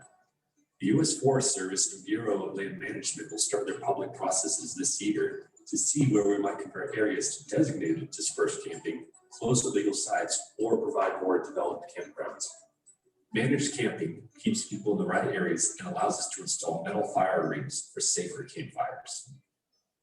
Community concentration zones allow us to concentrate recreation in areas where it enables access and focuses recreation in areas where we won't have as much impact on the land and wildlife. And this will support our trail system by allowing them to be accessed from in town and support our river experiences by giving more access to the river corridor. At the same time, focusing recreation on these valley bottom assets helps give our public lands and wildlife a break, especially during the sensitive winter months. And providing recreation in town gives a place for people to move when we need to relieve recreation on public lands. We will get more boots on the ground through the Chaffee Rec Rangers, who will monitor, clean up, and enforce rules to keep public lands healthy and fun to use. Professional rangers work on all lands and enable volunteers to help through the new Chaffee Rec Adopters program. Similar to the Adopt a Trail program, volunteer students sign up to monitor and clean up recreation zones. They support the rangers using the Campsite Collector app to record and report site issues with their cell phones and fix them as directed. Some folks have learned responsible recreation ethics in the outdoors and choose to do it well. Some might not know this yet. Others may know, but may choose to do the wrong thing. Recent assessments found that a gallon of trash or human waste in a third of campsites in popular areas like the 4 Mile travel management area. Meanwhile, Forest Service staff responded to 32 illegal campfires in the first 6 months of 2020. Rangers and adopters will personalize public education, which is shown to be more effective than trailhead signs. To reach visitors before they arrive, the Chaffee County Visitors Bureau will inform them how to plan, prepare, and act responsibly in the outdoors. The Visitors Bureau is doing this through the new Adventure by Nature social media campaign funded by the County Lodging Tax. Here in Chaffey County, we love our wildlife populations. Unfortunately, over the last couple decades, we've seen a significant decline here in Chaffey County and throughout Colorado. And that's for a number of reasons, everything from housing development to drought, but certainly an increase in recreational pressure, especially on our public lands, is having an impact. As Chaffey County plans for a balance of recreational opportunity while conserving its natural resources, it will be important that potential impacts of recreation on various wildlife species are considered. Potential impacts can be mitigated by clustering areas of recreation, especially in and around towns, along with recreation infrastructure. Avoiding areas of critical importance to wildlife, such as wintering grounds or production areas, for example, fawning, calving, and lambing areas, and implementing seasonal restrictions on roads and trails when appropriate. Chaffey County's agricultural lands provide local foods, support clean water and wildlife, and are part of our iconic rural landscapes and our sense of place. And so the Chaffey Rec Plan also addresses damage such as cut fences and open gates, which are costing local agricultural producers thousands of dollars a year and threatening the sustainability of our beautiful open lands. Travelers to Chaffey County in 2019 spent $128 million and contributed $3 million of wages and business income in that same year. However, at the same time, land management agency dollars per visitor dropped by about 10%. The imbalance creates a challenge for our community to implement the elements of this plan: high quality camping, critical infrastructure, quality experiences, better behaviors, protecting wildlife, and more. As part of the solution, we are creating the Chaffey Rec Excellence Fund to support recreation management on all lands in Chaffey County. The Chaffey Rec Excellence Fund provides opportunities for residents, visitors, businesses, organizations to get involved to make our special recreation experiences sustainable. The Chaffey Rec Plan acknowledges the importance of a shared recreation culture, a culture that protects the environment to keep our public lands clean, fun, and wild for years to come. This summer, even more people will visit public lands to get outside, disconnect, and discover solitude. How we grow matters. Chaffey County is a fantastic place to live and to get outside. The difficult work of managing rapid growth in ways that sustain our economy, our natural resources, and our exceptional experiences requires energized people from all groups working together. Give your input on the elements of this plan today. Go to envisionchaffeycounty.org to learn more about the Chaffey Rec Plan and to get involved.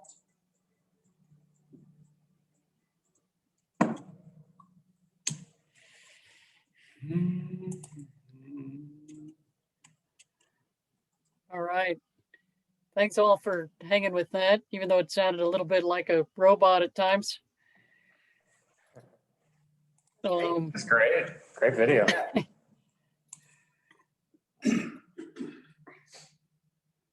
Thanks. So I think I'm stepping off of that video. Sorry, did you have something you want to add, Earl? Oh, I was just gonna say, I recommend that we all watch that video again. Not right now, but at your leisure, because it's an amazing piece, just showcasing how incredible Chaffey County is for recreational opportunities. It's a really cool video.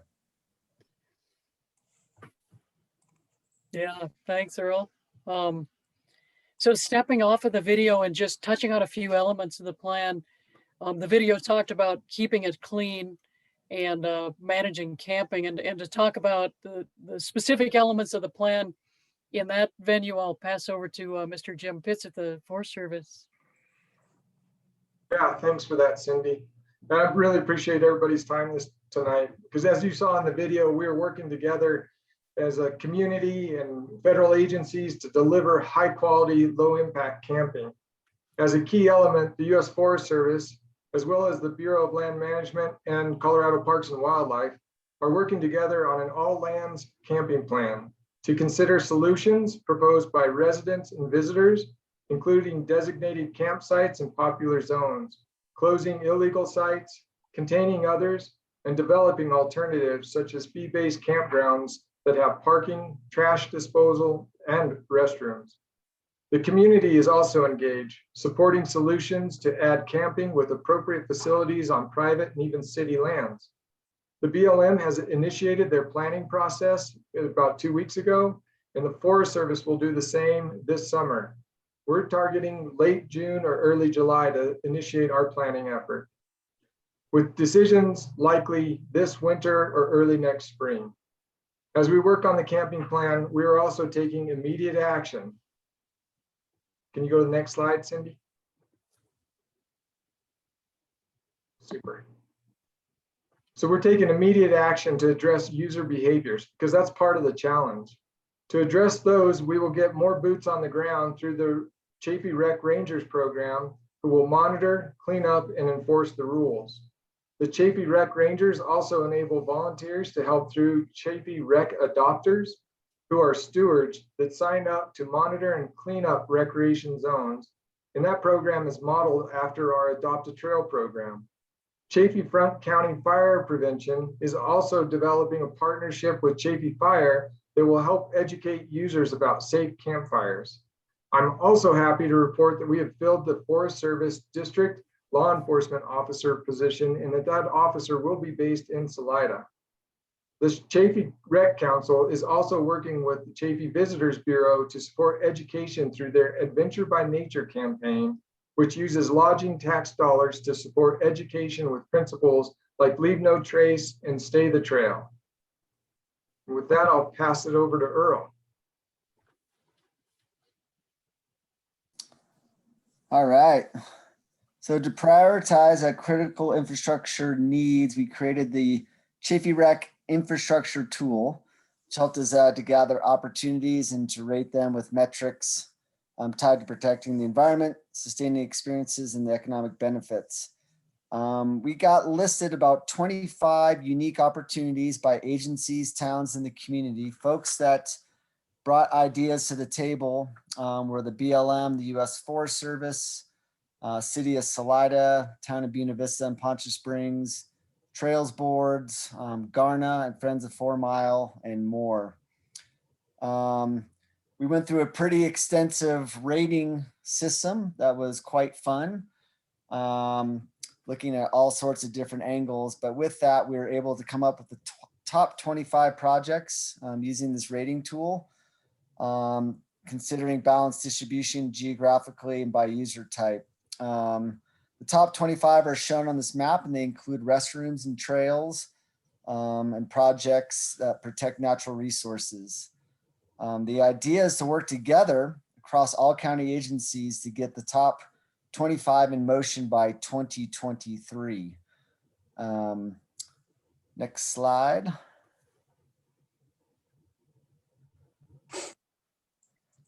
So you can see the town of Buena Vista had 4 projects of the 25 surfaced to the top, and I'll just talk a little bit about them. Restrooms are a big thing, obviously, for a lot of reasons. A lot of people visiting our community up here in northern Chafee County, but a lot of people use Buena Vista as a home base or base camp, for a better term, for their next adventure. So we are seeing huge numbers utilizing our bathrooms all around town, our public restrooms. It's going to be timely and important that we make improvements to our restrooms, more efficient toilets, easier locking door systems, better water access, but also access to more maintenance opportunities in our restrooms. So our 2 top priority restrooms that could use some help in the near future would be the Whipple Bridge or River Park trail system that, again, we have about 500 people a day crossing the Whipple Bridge. So easily 1,000 people a day visiting our river park areas. Tons of impact, tons of use. Then also our community center just around the corner where people come to take showers, to check their email, to rest in the grass, to use the pump track in the skate park, etc. So the goal is to get some resources put into these restrooms to help sustain our usership into the future.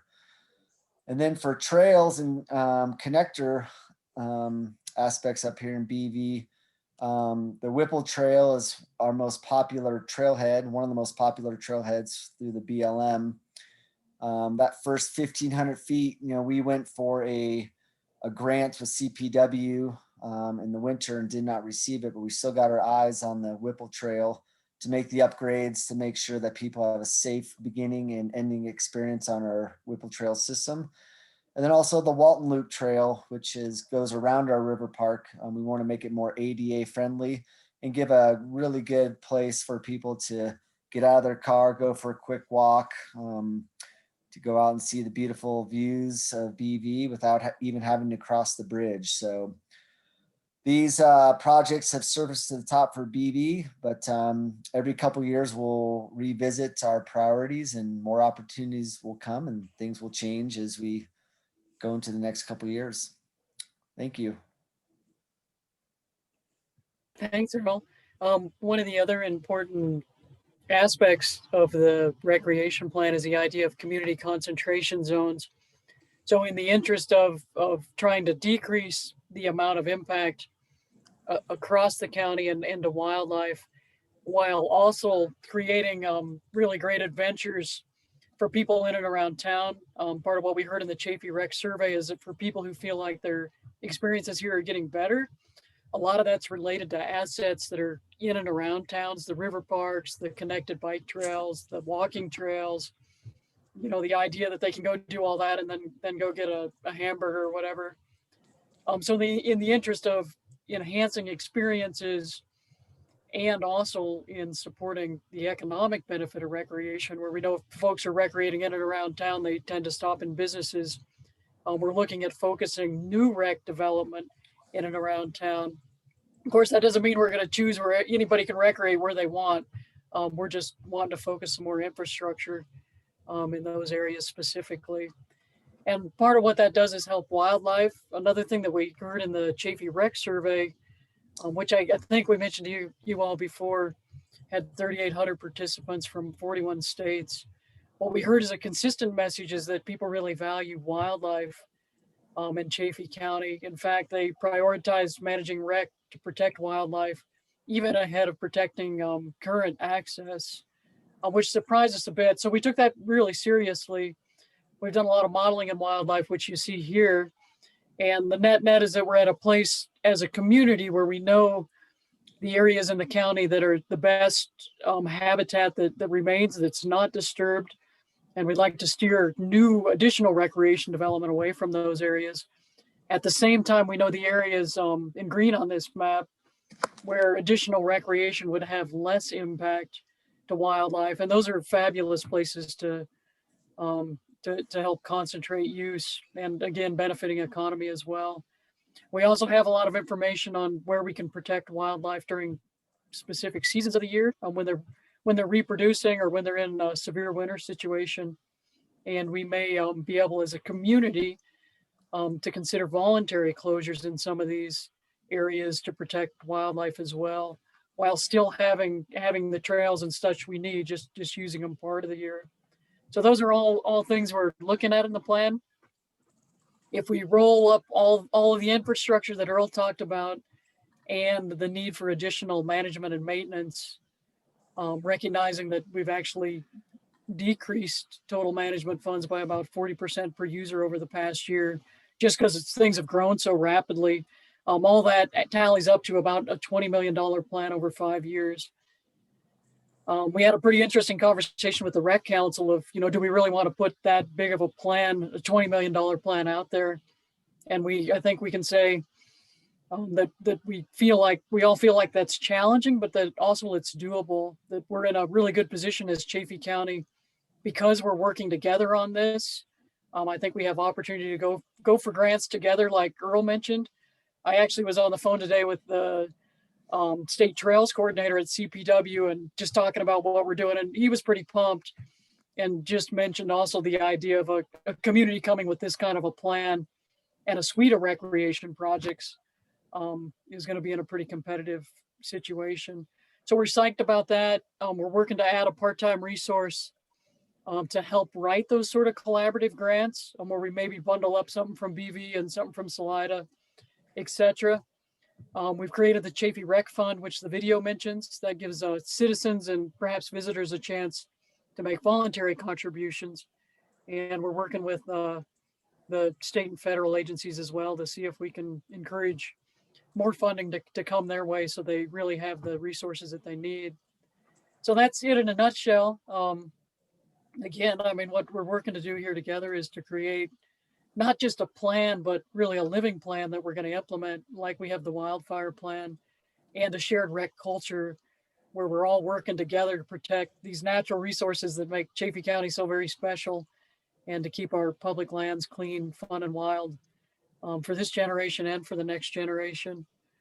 So again, with that, I'll quit sharing my screen and we can see each other. I think what we wanted is to offer you all opportunities for feedback and questions. I mean, again, we'd like to come back to you next month with a complete plan, and also invite you to perhaps have a resolution that shows your support for the plan. Questions, thoughts, comments? Yeah, thank you, Cindy. Trustees, questions? Okay, you go. Go ahead, Amy. Hey, so I was happy to hear that there's going to be fire patrol up in 4 Mile this summer. As a trustee, I receive a lot of feedback from the public about 4 Mile and some of the shenanigans that go on up there. I'm wondering if there's any plan, or part of that plan will be to have a ranger, a little more of a presence other than our fire patrol in 4 Mile. I can address that, and through the Chaffey County Rec Ranger program, that's specific to, it adds 2 rangers to the Forest Service staff. They will be working countywide, but they'll be focused on like areas like 4 Mile, Browns Creek, up on Methodist, up Bear Creek, and areas like that that have high use, and they'll make the rounds. That'll add to, you know, folks that we already currently have on staff, which includes like our OHV crew. That's actually a joint crew between us and Colorado Parks and Wildlife, AHRA. So that's a 4-person crew. They work off of primarily motorcycles. You have good access that way.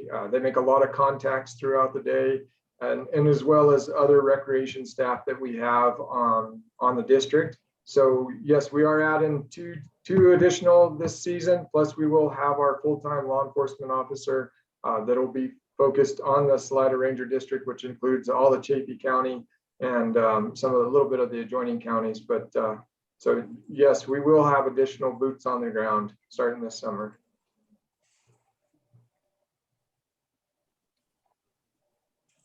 Dave, you had something? Yeah. First of all, I just want to say thanks. This work is essential and amazing. I hope this doesn't come across as negative or critical, but I'm concerned about the concentration zones for BV in particular from a mountain bike perspective. As our, you know, the sheer number of visitors increases dramatically every year, and our commitment to providing a world-class experience. I wonder if there's, how do I ask this question? Is there a consideration of easing trail development within that area, or does focusing on this area restrict future development as pressure and as the volume of riders and use grows in the area? What is the plan for management or revisitation of the concentration zones? Yeah, great question. I'll take that and see if anybody wants to build on it. So we put quite a bit of thought into the community concentration zones, including input from the trails group. If you look at the BV1 in detail, you'll see that it goes out and captures your current trails network with the intent to provide the opportunity to do connectors and capacity building inside of that as a first step. And then as one example, I mean, one of the top rated infrastructure projects turned out to be additional trail connectors in the Arkansas Hills system by Salida. And that's in the community concentration zone, but right on the edge, but they're looking at adding capacity with internal loops, which is great. We've also had some conversations with the trails groups about, as they add capacity or as they impact wildlife, perhaps in the future, looking at methods to protect wildlife, such as zone closures for part of the season in certain areas. Also some consideration of looking at how, if we write a grant for trails, we might also be able to include habitat enhancement and actually enhance some adjacent habitat, trying to get all these things to at least be wildlife neutral in some way. So that's part of the thinking, if that's helpful. And I don't know, Jim or Ken or others, if you want to, Bill. Sorry, go ahead.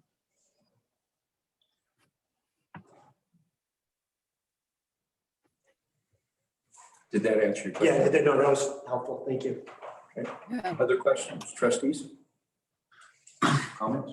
Yeah, I had a question about the dispersed camping section. You were saying that you're slowing dispersed site growth to 3% a year. And it seems to me that the growth of use is going a lot more than 3% per year. So I was just curious how you came up with that, and if there's other ways to accommodate. You know, we heard last year there was 4 million people, I think we heard, visiting Chaffee County. So obviously they're not all camping, but we're just getting a lot of use, and we need places for them to go. So. Yeah, no, that's a great question. And what I'd say is, you know, public lands have a carrying capacity. And that's what we're really looking at trying to balance. You know, there's sensitive areas. We have a lot of conflicts between public land users and private landowners, especially close into towns. And so we're trying to address some of those types of issues. And ultimately, we will define what that carrying capacity is. When the motel is full, it's full, and that's. We haven't done that before. We haven't gone through that analysis. We haven't tried, at least at this local level, taken a more assertive approach to try to manage the camping. And this is that effort. This is, you know, especially the combined effort between the BLM and the Forest Service to provide quality experiences where folks aren't camping on top of each other, where we don't have, you know, a denuded landscape, or we lose open meadows that should have grass, forbs, and wildflowers in them because people are camping in it and completely, you know, compacting the ground and changing that that quality experience that people are coming here for. It's not only the mountain biking and the great food, you know, it's that sunrise in the morning and that sunset. It's capturing the natural views and those conditions that we want to be able to preserve. And by taking a more assertive approach and working with the public, as well as, you know, the towns and the county and the other federal agencies, you know, we feel that we'll be able to address that. But there is that offset of, you know, what potential capacity is there on private lands to develop campgrounds. Or, you know, whether it's a KOA type of a setting, you know, a commercial venture, or there's a discussion with, you know, some landowners feeling really comfortable of offering up, you know, areas for the campers to land, if you will, on the private land and to camp there. And so that's a very unique and very local conversation. That's not happening in other places. The designating of campsites is happening in other locations. Crested Butte area just implemented on the Forest Service lands over there a designated camping management plan. There's stuff over on the Pike side of the Pike San Isabel, so east of here around Bailey, that's now designated dispersed camping. There's going to be more up around the South Park area. So, you know, from a kind of a management tool that's starting to become more popular because it can mitigate those impacts, and it still provides that experience that the public that come to visit here, they want and they need. And so having a clean campsite, having a spot that they know they can go to is going to just, we feel it's going to help promote, you know, the type of environment that we want as residents, reduce the amount of conflicts between visitors and residents, and then in the long term, be more sustainable. We've also talked about, as a community, just adding one more point on that, adding developed campground in the community as a commercial campground is a nice win-win too, which helps. I mean, then we're actually gathering dollars into the economy. There's a 150 site campground, I think, going in across, actually just across from the Forest Service office, which is a commercial venture. So I think if there's ways that as a community, we can encourage that, that's to benefit too. And then one of the infrastructure projects that was proposed was city camping or camping on city lands, perhaps on the Vanderveer property in Salida, as a place where they thought they might be able to add some for fee capacity. And we've seen Crested Butte do a similar thing where they've offered camping on city land. So I think those are options as a community we can think of too to help address the capacity need. Thank you. Go ahead. At one time, we were talking about a lodging tax, correct? What would be the possibility of doing a recreational tax? That way we would always have money, hopefully always have money with the number of people that come into the area. And if the county more or less set it up countywide, then it would pay for a number of. Is that a possibility? I guess you could point to Chafee Common Ground as being a tax base that should be leveraged first and foremost for that effort, for that kind of thing. What would you all say, Cindy and team? I would say yes to both of those, actually. Chafee Common Ground, if you look at the dollars that are earmarked for rec, can support probably between 10 and 15% of that $20 million. And it is a fabulous source for seed funds that I think can help us go out and gather other funds. It's not nearly enough by itself. So we have talked as a rec council.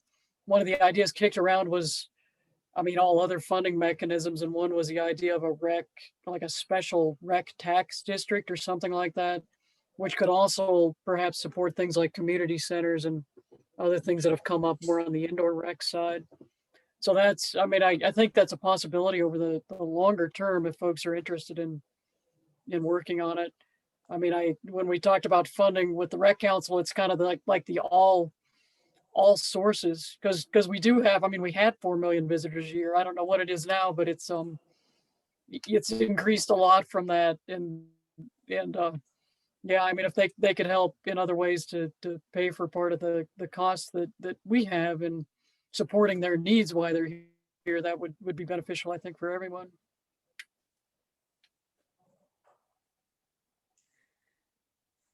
Thank you, Norm. Go ahead, Libby. In your top 25 projects, the only bathrooms seem to be practically in town. There are a few scattered around, but not in these dispersed camping areas. It seems to me like we need to get at least pit toilets established in these up in 4 Mile, where it's so heavily used. You might have 3,000 people up there on a weekend, like the one coming up. That's an awful lot of debris. It is indeed. I think just for information, there are inside of those 25 projects, I think 10 of those are restrooms. 5 of those 10 are on public lands, which are mostly right now kind of expansions of existing facilities. And I do think Jim can talk to it in phase 2 of that infrastructure plan. There are proposals for numerous restrooms in 4 Mile and other places. And I think maybe as part of this broader camping management plan, they'll fit into that. We've also talked about as a community that if it, I mean, if it's urgent enough, we could look at the possibility of putting some porta potties or something in the locations that the agencies select in the nearer term, recognizing that finding funding and getting ready to build vault toilets might take a while, but I don't know, your thoughts on that, Jim? Yeah, well, Cindy, you're exactly right. With our both the BLM effort and the Forest Service effort for our motorized camping management plan and that effort that we're initiating this summer, part of that is looking at where to place toilets, the pit toilets, where they're most needed, and basically do the environmental clearances that are needed and required before we do the install. So that is a part of our planning effort. But when we do our public scoping and we do the public comment, please provide that type of information. That is the information and the feedback that we do need. And on the town side, Libby, if we can improve our restroom facilities, it just takes pressure off of the facilities or lack of facilities in the public lands, because a lot of people start the adventure in BV, they go downtown, they get coffee, they get breakfast, they use the restroom, and then they go out and play for the day. So that's the flip. That does help, yeah. Any other comments, trustees? The one thing that always comes to mind to me, and I know we've had this discussion in the past as a board, take care of what you have first. So in other words, when we talk indoor recreation, things like that, that's last on the list for me. That hillside over there is very important, and it's being impacted dramatically. So if it comes to funding, I would look at funding extra campsites in different areas, those kind of things to divert that impact, and that's what you're talking about. I don't think your 20 million is a stretch. Nothing's cheap anymore. You're going to eat that 20 million up in no time. I don't think that's a big bite. So it's a good plan, and we have to start somewhere, definitely. Any other questions, comments, trustees? So you will be coming back to us, I understand.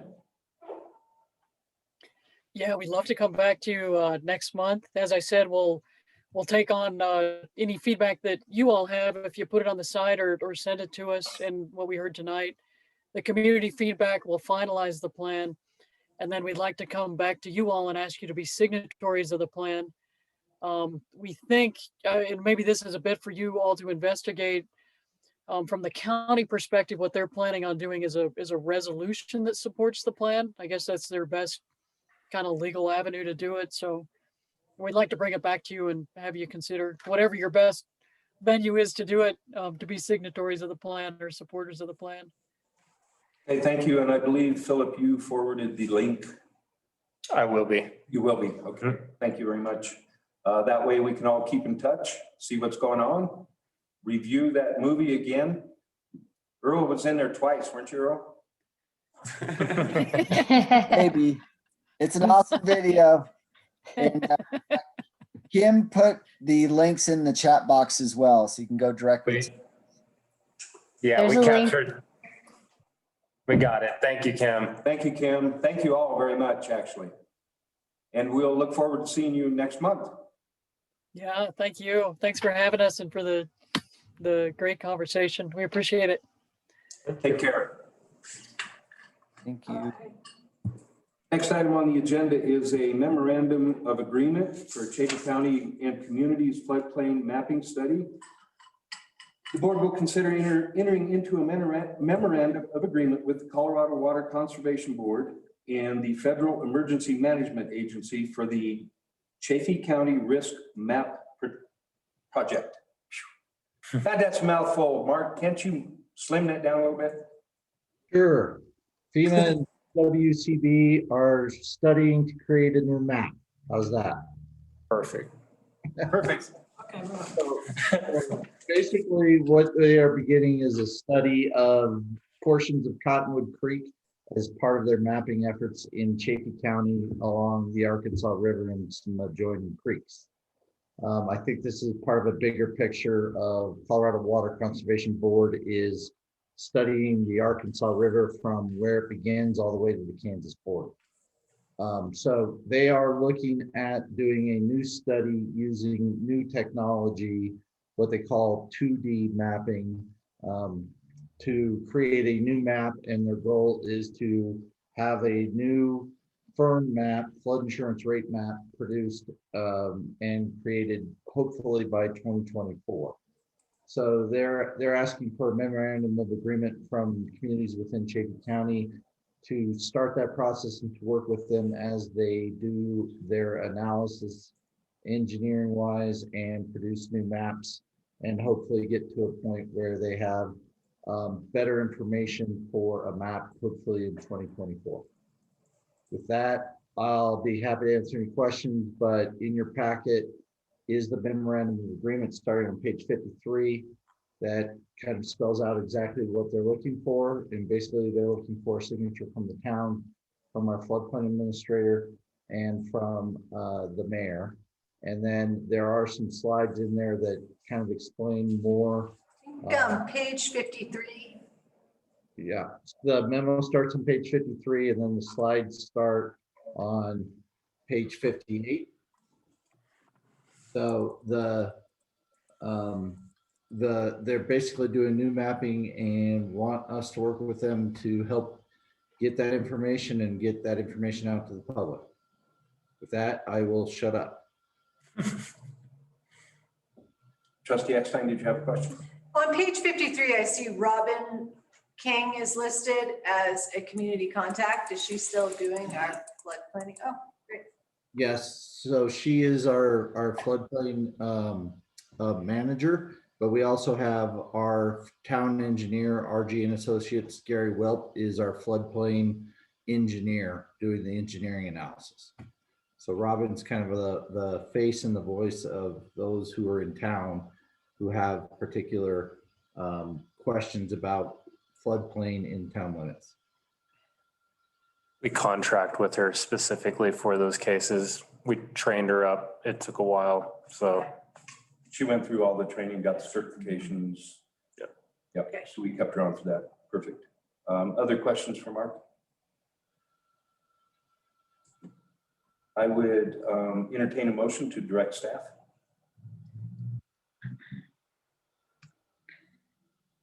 I like that motion. Okay, we have a motion. Continue on with this agreement with FEMA, Colorado Water Conservation Board. So that would be authorizing the mayor and the floodplain administrator to sign the agreement, correct? Yes. Thank you. And we have a second, Nyberg. Thank you. Further discussion? Roll call vote, please. Trustee Eckstein? Yes. Trustee Fay? Yes. Trustee Nyberg? Yes. Trustee Rowe? Yes. Trustee Swisher? Yes. Trustee Volpe? Yes. Thank you very much, and thank you, Mark. Thank you. We'll just get your signature before the end of the month so we can turn that into them. Thank you. No worries, we can do it. Next item on the agenda is trustee staff interaction. Cindy, would you like to lead off? Cindy Swisher? I think I'm good. Good. Trustee Fay? I had one citizen come to me with a question about parking on Main Street. And she was suggesting that maybe employees should be encouraged to park on the side streets, which would allow for the Main Street to be available to shoppers and people stopping in to get food. So it's just a suggestion on her part. Employees of like. Of the stores, Oh, you know, the restaurants. Exactly. Might be a nice thing to put through the chamber and just as like a reminder. Yeah. Just like if employees could park, I think that's a good idea. I think a lot of businesses do, but also there's a lot that don't, so. We have talked about doing some kind of time limit of like parking on Main Street. Yeah, then we have to get into enforcement. Right. I did explain about the new parking lot that we have over by the courthouse. She wasn't aware of that. But anyway, it just seems like it does get very tight downtown. Yeah. All right, did she say like she saw specifically employees parking, or is it speculative? Just speculating. Is that it? That's it. Thank you. Trustee Exide.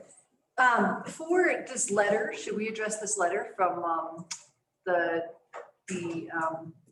train, the food truck train? I'm sorry, from Jenny Davis. Would that be The little okay? engine. Achieve? Mhm. That'd be right. So did this, so it sounds like Achieve is looking to waive their temporary vendor license.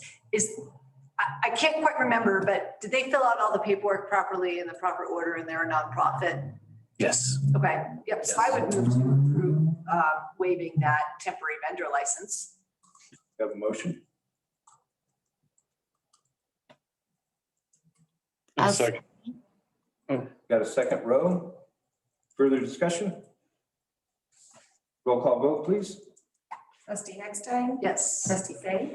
Yes. Trustee Nyberg? Yeah. Trustee Rowe? Yes. Trustee Swisher? Yes. Trustee Wilkie? No. Thank you. Anything else, Trustee Eckstein? I was curious why Dave didn't, but you don't have to disclose. I know. We set up the funding through Chaffey County Community Foundation. I think that these sorts of requests should be addressed in that forum, and I don't think it belongs here. Okay, thank you. So for what we touched on earlier, obviously a big topic, talking about either inclusionary housing as a whole with the code or just associated with Main Street. It seems like Main Street might be a little more pressing because we have that special use and there's a couple things in the works. So maybe would it be appropriate to, if people are interested in exploring this option, perhaps an agenda item just to hear from you, Philip, what your thoughts were and timeline and what all would encompass like some sort of inclusionary housing special use permit process?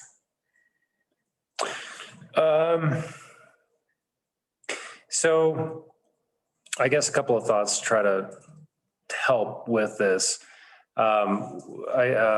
Staff's been looking at short-term rentals, kind of looking at the data and I think preparing for a follow-up discussion with the board next month. So a lot of time, not a lot of time, but some time has gone into that. We've also engaged Becky Gray and Joseph Teipel on them coming in June to the board to propose looking at the property around Collegiate Commons for a housing solution project. So that's also kind of in the works. My concern with jumping into changing the code for inclusionary housing is that I don't have any expertise right now to bring to the board for that discussion. I'm a little anxious about that because these other topics that we're touching on, I have confidence that we're going to bring you either good data, good discussion, to help inform decision-making. On inclusionary housing, I just don't have that. And that's where, you know, the hope with the housing authority would be to kind of build that up to bring that back to all of us. We can certainly look at the criteria for a special use permit specific to Main Street. And, you know, if the board's comfortable with that, picking some kind of criteria to try to put inclusionary housing or attainable housing or whatever we want to call it into that criteria. But the other part of that too, with the housing authority, is the hope that they will help manage those things. So once they are put in place, it's not something that just evaporates over time as we have staff turnover and things like that. So I just feel like that needs to be tied into the housing authority for me to feel confident that we're giving you something that's informed. And I don't know, but I get it. We know it's a big topic and a big need. On that specific one, I'm just reluctant to do it in a vacuum outside of trying to pull in some expertise, if that. That's awesome. Yeah. I'm wondering if it's okay with the board, maybe I could just start the conversation with Becky, and I know if that would be okay, and just say like, hey, is this something we could put on the agenda, put on like kind of the work list to bring something to the board? Do you think that would be more appropriate? That would be the expertise that our staff would be looking for to help with that. Or do you have, Dave? I've got one addition or additional, a related thought that if we're gonna, the county needs to be involved in this conversation as well. If we're gonna demand or what some sort of inclusionary housing that is potentially pushing development out of the footprint of town, and the county is trying to, they're trying to concentrate development in town. I think that we might be, I don't know, pulling in different directions there. So I think that the conversation needs to include the county commissioners or what's happening outside of town as well. Trustees, other comments? Mark, go ahead. Yeah, I just would note that if you are making changes that involve the Unified Development Code, there is a process for that in our code that does involve the public involvement as well as the Planning and Zoning Commission. So it's not something that the board is necessarily going to be doing in a vacuum. So there is a process identified in our code to actually change our code. So I just want to make you aware of that. That's a good point. So kind of going back to just high level process and how something like this could work, I would advise some kind of just discussion. So take, let's say Becky Gray and or housing authority representatives, or Becky brings in other expertise to have some work sessions or some discussions with the board. Then the board can start talking, we like this a certain direction, or we would like to explore setting some of these things up. And then that could then go back through the Planning and Zoning Commission to actually work out a proposed code change that would then come back to the Board of Trustees so that it fits our UDC. And you have given that high level direction for then staff and planning and zoning to put something into code, proposed code language. So just kind of tying back Mark's comments on how something like that could work. And then I have 2 comments on that too. And as you mentioned, Amy, HPC it takes a long time to get set up. And so imposing, and I'll just put it that way, to say, hey, we want this, you know what I'm saying? They still need time, okay? And also Philip has proposed additional planning. We're talking about new planning people process coming in, and that person, in my opinion, should be involved in this whole process if we're going to bring somebody into the picture. I would like to have their input. They're on top. Basically, they're on top of this because they're our long-term planner, if you want to put it that way. I would like to see those kind of things kind of fall into place first, if that makes sense. Then it is a very long process. I mean, it's not a let's do this kind of thing. The other thing that I've seen in the reports that I've gone through is the thriving main streets thrive on rentals, and I will put it that way. And we can take that either way, short-term, long-term, but they thrive on restaurants and rentals because that's the most revenue generators there are on main streets. And so that could be short-term, could be long-term, combination of both. But we don't want to restrict that in that respect. I think you'll see, as you were talking, restricting water will keep them from coming in. Restricting short-term rental or lodging, short-term lodging, could restrict that also. If we said, hey, we want X amount of this to be this. So that's where we need HPC to come in with their expertise or somebody with expertise to say, are you seeing this picture? Here's what you're trying to accomplish. Do you understand what this will do? And so that's why I think what Philip's saying, you know, we need to take it slow, I guess the best way to put it, to give them the opportunity to put it together and then us to grasp some ideas of, and there again, and it's like I say, there's so many models of inclusionary housing. It's like, what fits our Main Street, not the one that's already been put in Slider, or the one that's been put in Breckenridge, or the one that's been put somewhere else. It's what fits us. That's going to be the interesting project. I could see holding off until we get our personnel, our staff up there. Then we can have more input with their experience, possibly. We may find somebody that, hey, I did this. No different than who they were bringing into the EDC, who has had all that experience down in Denver of doing that kind of projects. And we could find the same thing here and say, gosh, this is what you guys need. So that's would be my lead, is to say, okay, we understand we want to look at something.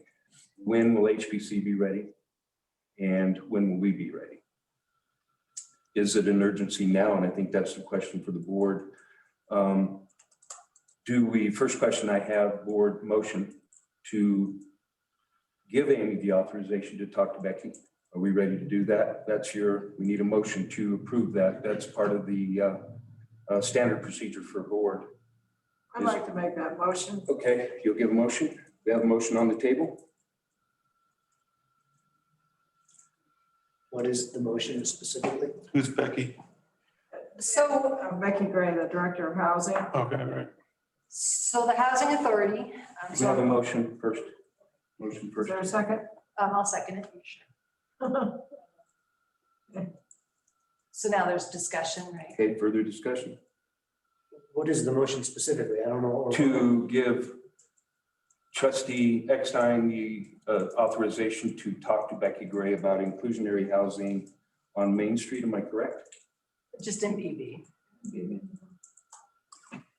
To represent the board's perspective on inclusionary housing?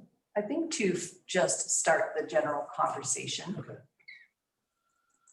Because I think what we're finding is we don't have the expertise here. Right. The Housing Authority does. Right, I mean, without knowing what direction, you're not steering her in any direction because we don't, there's no direction that we're. Correct. I think if we can just have maybe Becky come in and say, hey, this is inclusionary housing. Here are some ways to go about it. Here are some options. Just to maybe just generally orient us to inclusionary housing and maybe some considerations. So I'll elaborate. Any other questions, trustees, at this point? I'm sorry. Dave, what do you think? I'm just wondering if that's different than asking Becky to come to a meeting and ask her to give us an overview on inclusionary housing. I mean, I'm fine either way, but I just don't understand where we're going with this. If it's just explaining inclusionary housing, just invite her to. I think it's me speaking on behalf of this board to the Housing Authority. I think it's ultimately what. And actually, and that's what I'm going to go with Dave. If all we're wanting is that, now I'm asking the board, is that what you want? Or do we want more? That's the question. I guess I don't know. If all you're going to do is ask her to come and talk on inclusionary housing, we can actually set that up. We could do that. Yeah. We don't need you to pursue that. I just didn't know if we were even there yet, because we want to have, I just was going to maybe start, hey, this is something the board is interested in developing. That's fine, either way. And actually, on the agenda, they're already going to come talk about another subject next meeting, the June 8th meeting. In the interim, obviously there won't be time to talk. We're talking about combining two things all at once. Maybe we could talk to Becky about her thoughts on inclusionary housing in a presentation that she could put together, and not necessarily the term inclusionary housing, but deed restriction, whatever that she may have thoughts on. And you're saying in general, Buena Vista, not necessarily just Main Street, is what you're saying. I think just everything, yeah, this is a way, this is how to develop affordable housing units. It's done during the development process, is what I've learned. So just maybe exploring what options there are. So motion and second. Further discussion is, can we not just talk to Becky and see if she has some thoughts that she could bring forward to us? How about if I just withdraw my motion? Okay, and we'll just contact Becky and have her. Is the board more comfortable? So I'm on the Housing Authority board. Are you guys comfortable with me talking to the board about inclusionary housing? Or are you more comfortable going through staff? personally, if the board is looking for something specific, that's great, but I'm not sure what we're authorizing you to speak on our behalf of, other than generalities. Do you want to look into, do you want to hear more about inclusionary housing? Yes. Okay. So. And so if Administrator Puckett can contact Becky and get that set up, you know. Okay. Makes sense? Anything else? Okay. Trustee Rowe? The only thing I have is, I want to thank town for doing a little party on the town farm. It's great to have a time to talk and hang out and be in a meeting, and it was great to see a lot of staff and their families and whatnot out there, and I'm excited for our new tiger that we're gonna get, right, guys? So we have a cage, it's all ready to go. Yeah. That's all I got. Thank you. Perfect. Trustee Volpe? Nothing other than a recognition of the amazing discussions we've been having lately. I know we're behind in water and recreation and camping and affordable housing and all that, but the amount of talent and dedication and passion is really inspiring. I love tonight's presentation. It seems to be gaining momentum. I know we'll never catch up. We'll never be comfortable, but I like where we're going with all this stuff. So that's it. Thank you. Trustee Nyberg? Okay, I appreciate your comment on the, how do I want to put this, but any other way, having, different than anything else, rec pay its own way. Be nice, and then we do have a tax in place. It's a thought. I mean, that's what it's there for. That's what that tax is all about, to help with that kind of stuff. So obviously, we want to keep that in front of us. Mayor, I did have one more question just from when someone recuses themselves, is it out of a duty to disclose? Do you want me to explain why I recuse myself, or I didn't see that in the policy. Do you guys have a preference? Jeff, that's not totally necessary, is it? Go ahead. It actually is a better practice to provide the basis for the recusal so the public can understand what it is. That's generally accepted. Okay, if I may, could I just add something to the record now?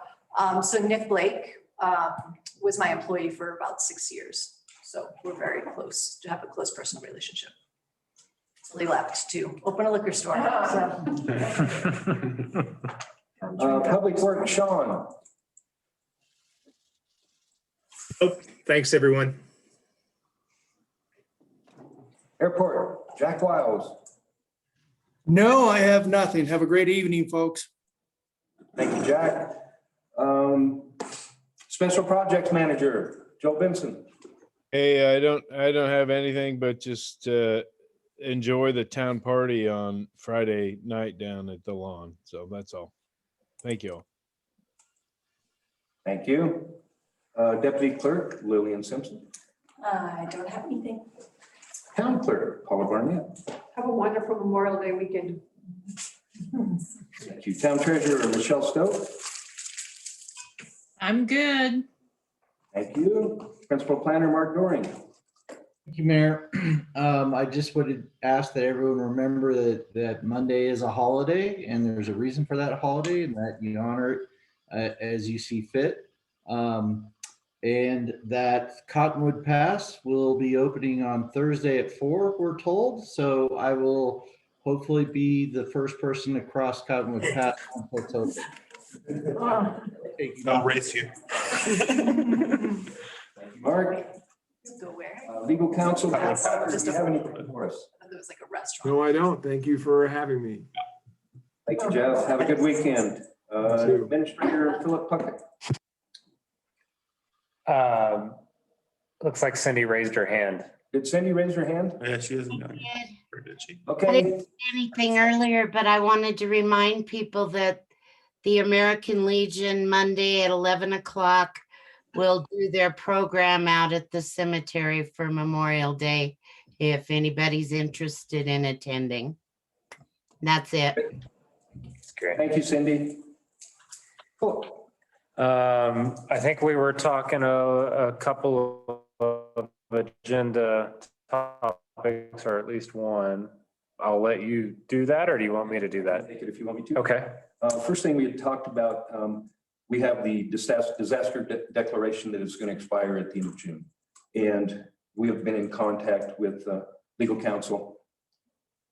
We're not sure where we're going to go with that at this point in time. Obviously, a lot of things have been backed off, but there may be grant implications if we were to drop that. And so at this point in time, it's kind of on hold at this point, but we don't have to renew until the last meeting in June. So we've got a little bit of window there. Keeping in mind that that's obviously how we've been able to meet remotely and do the things that we've been doing. My feel is, and I can see it and feel it when we're all here in the meeting. First of all, you come in before the meeting and everybody talks. It's a different, totally different feeling that I've had for the previous 10 years and the last 1.5 of being only up there. This is so much better of a meeting. It just feels so much better. Everybody gets contact. So keeping that in mind, and yet, Jeff, correct me if I'm wrong, it's still allowed. Even if we're a disaster or not, we have that in our code that it can be, but we hope to keep it to a minimum. Yeah, that's correct. You don't need the emergency to be able to meet remotely. I think, I haven't read it recently, but I do believe your code has a process for remote participation, regardless of an emergency. So and it actually has implications on quasi-judicial things like that, that if you're remote, you cannot entertain or vote or anything like that. You can stay and listen, but you cannot vote on that kind of thing. So there are implications, but this feels so much better. I mean, obviously, it was something, and I'm sure the people up there couldn't see it, but to look at his wife, look at him. Mm-hmm. You know, I mean, those are things you don't get on a screen up there. You just don't get that. And that was pretty cool. That was just pretty cool in that. Mm-hmm. So those are the things I see. Next, we are going to, staff and I have been in discussion. We're going to have a work session June 8th, short-term rentals. The discussion originates with setting a cap of some kind on short-term rentals, percentage-wise, however we want to do that. That will be part of the discussion. How we regulate, or if we regulate, residential ownership, whether you're a resident of town, is it your primary resident? Can it be secondary? How do we want to regulate that? And we already have a thought as to how it will regulate itself, just moving forward if we use a percentage type basis. So food for thought, currently it's around 65% still. That is non-local. Yeah, that's non-local ownership in our short-term rentals. And so obviously anything that we do now would be grandfathered anyway. So those people would still be able to maintain the other thought process at the time. MSNU is special use. So would it be exempt from whatever we do here, again, pertaining to what we're talking about? So those are the things that are going to come up in the meeting. Kind of put that thought through your head. How do we want to restrict it? Denver right now, it's strictly primary resident. But we have a fair number that are secondary, but they're residents of town. So, you know, how can, there again, how do we want to approach that, or how we do, you know, I mean, obviously there's a lot of people paying mortgages with that extra income. June 8th, you said? Yes. That's next meeting. Yeah. Right on. Okay. So kind of play with that in your head. Grant will have some information, Philip will have some information. So we will pursue that. Mayor, if I may, Yes. I'm very excited for this work session. I won't be at the June 8th meeting. I will be here June 7th. I don't know if that matters or if it could be the following meeting. We can discuss that. The 7th might be an option. The only thing that's tied to June 8th, as opposed to the second meeting in June, would be ideally if we make any code changes with this, we have that in place around August so that Grant and Lillian, who's going to be managing the licensing next year, have an opportunity to educate what's changing and then give time for renewal process ahead of time. And I believe this would have some impact in our UDC potentially. And so that might drive it back through planning and zoning. It should go through planning and zoning. Actually, I should state it that way. We want to get direction from the board based on what staff's going to present in the work session to then go back through planning and zoning for a code like I was describing earlier. So that puts it out a couple of months. So that was the time sensitivity to it. I'm wondering if I could just watch the presentation after and submit. Absolutely. Maybe would that be okay? I mean, Could we talk about moving the meeting, the entire meeting to the 7th? I think it's really important that you be there. And I know that, yeah. I have, what's on my calendar, Paula? She's looking at my calendar. I'm going to be out that morning, but I'll be back the afternoon. And then I'm meeting with the administrators that afternoon at Elevation, but I'll be back. We'll figure out another day for that. So we could do it on the 7th. If the board wants to do that. Yeah, that's fine. I don't work on Mondays or Tuesdays. works for me too. Thank you so Any much. issues? Right offhand? Thank you. Let's tentatively put it for the 7th. Thank you. And if there's anything really strange pop up, we still have the opportunity you can review. But time is of the essence. Just because we want I think that's a good solution. Thank you, guys. I really appreciate that. Get it through. Cool. That's pretty much all I have. Everybody spoke. I'd entertain a motion. So moved. We have a motion, Nyberg, second row. Second. Yeah. All in favor, say aye. Aye. Thank you very much and have a good night. Thank you. Thanks. Ooh. Yeah, so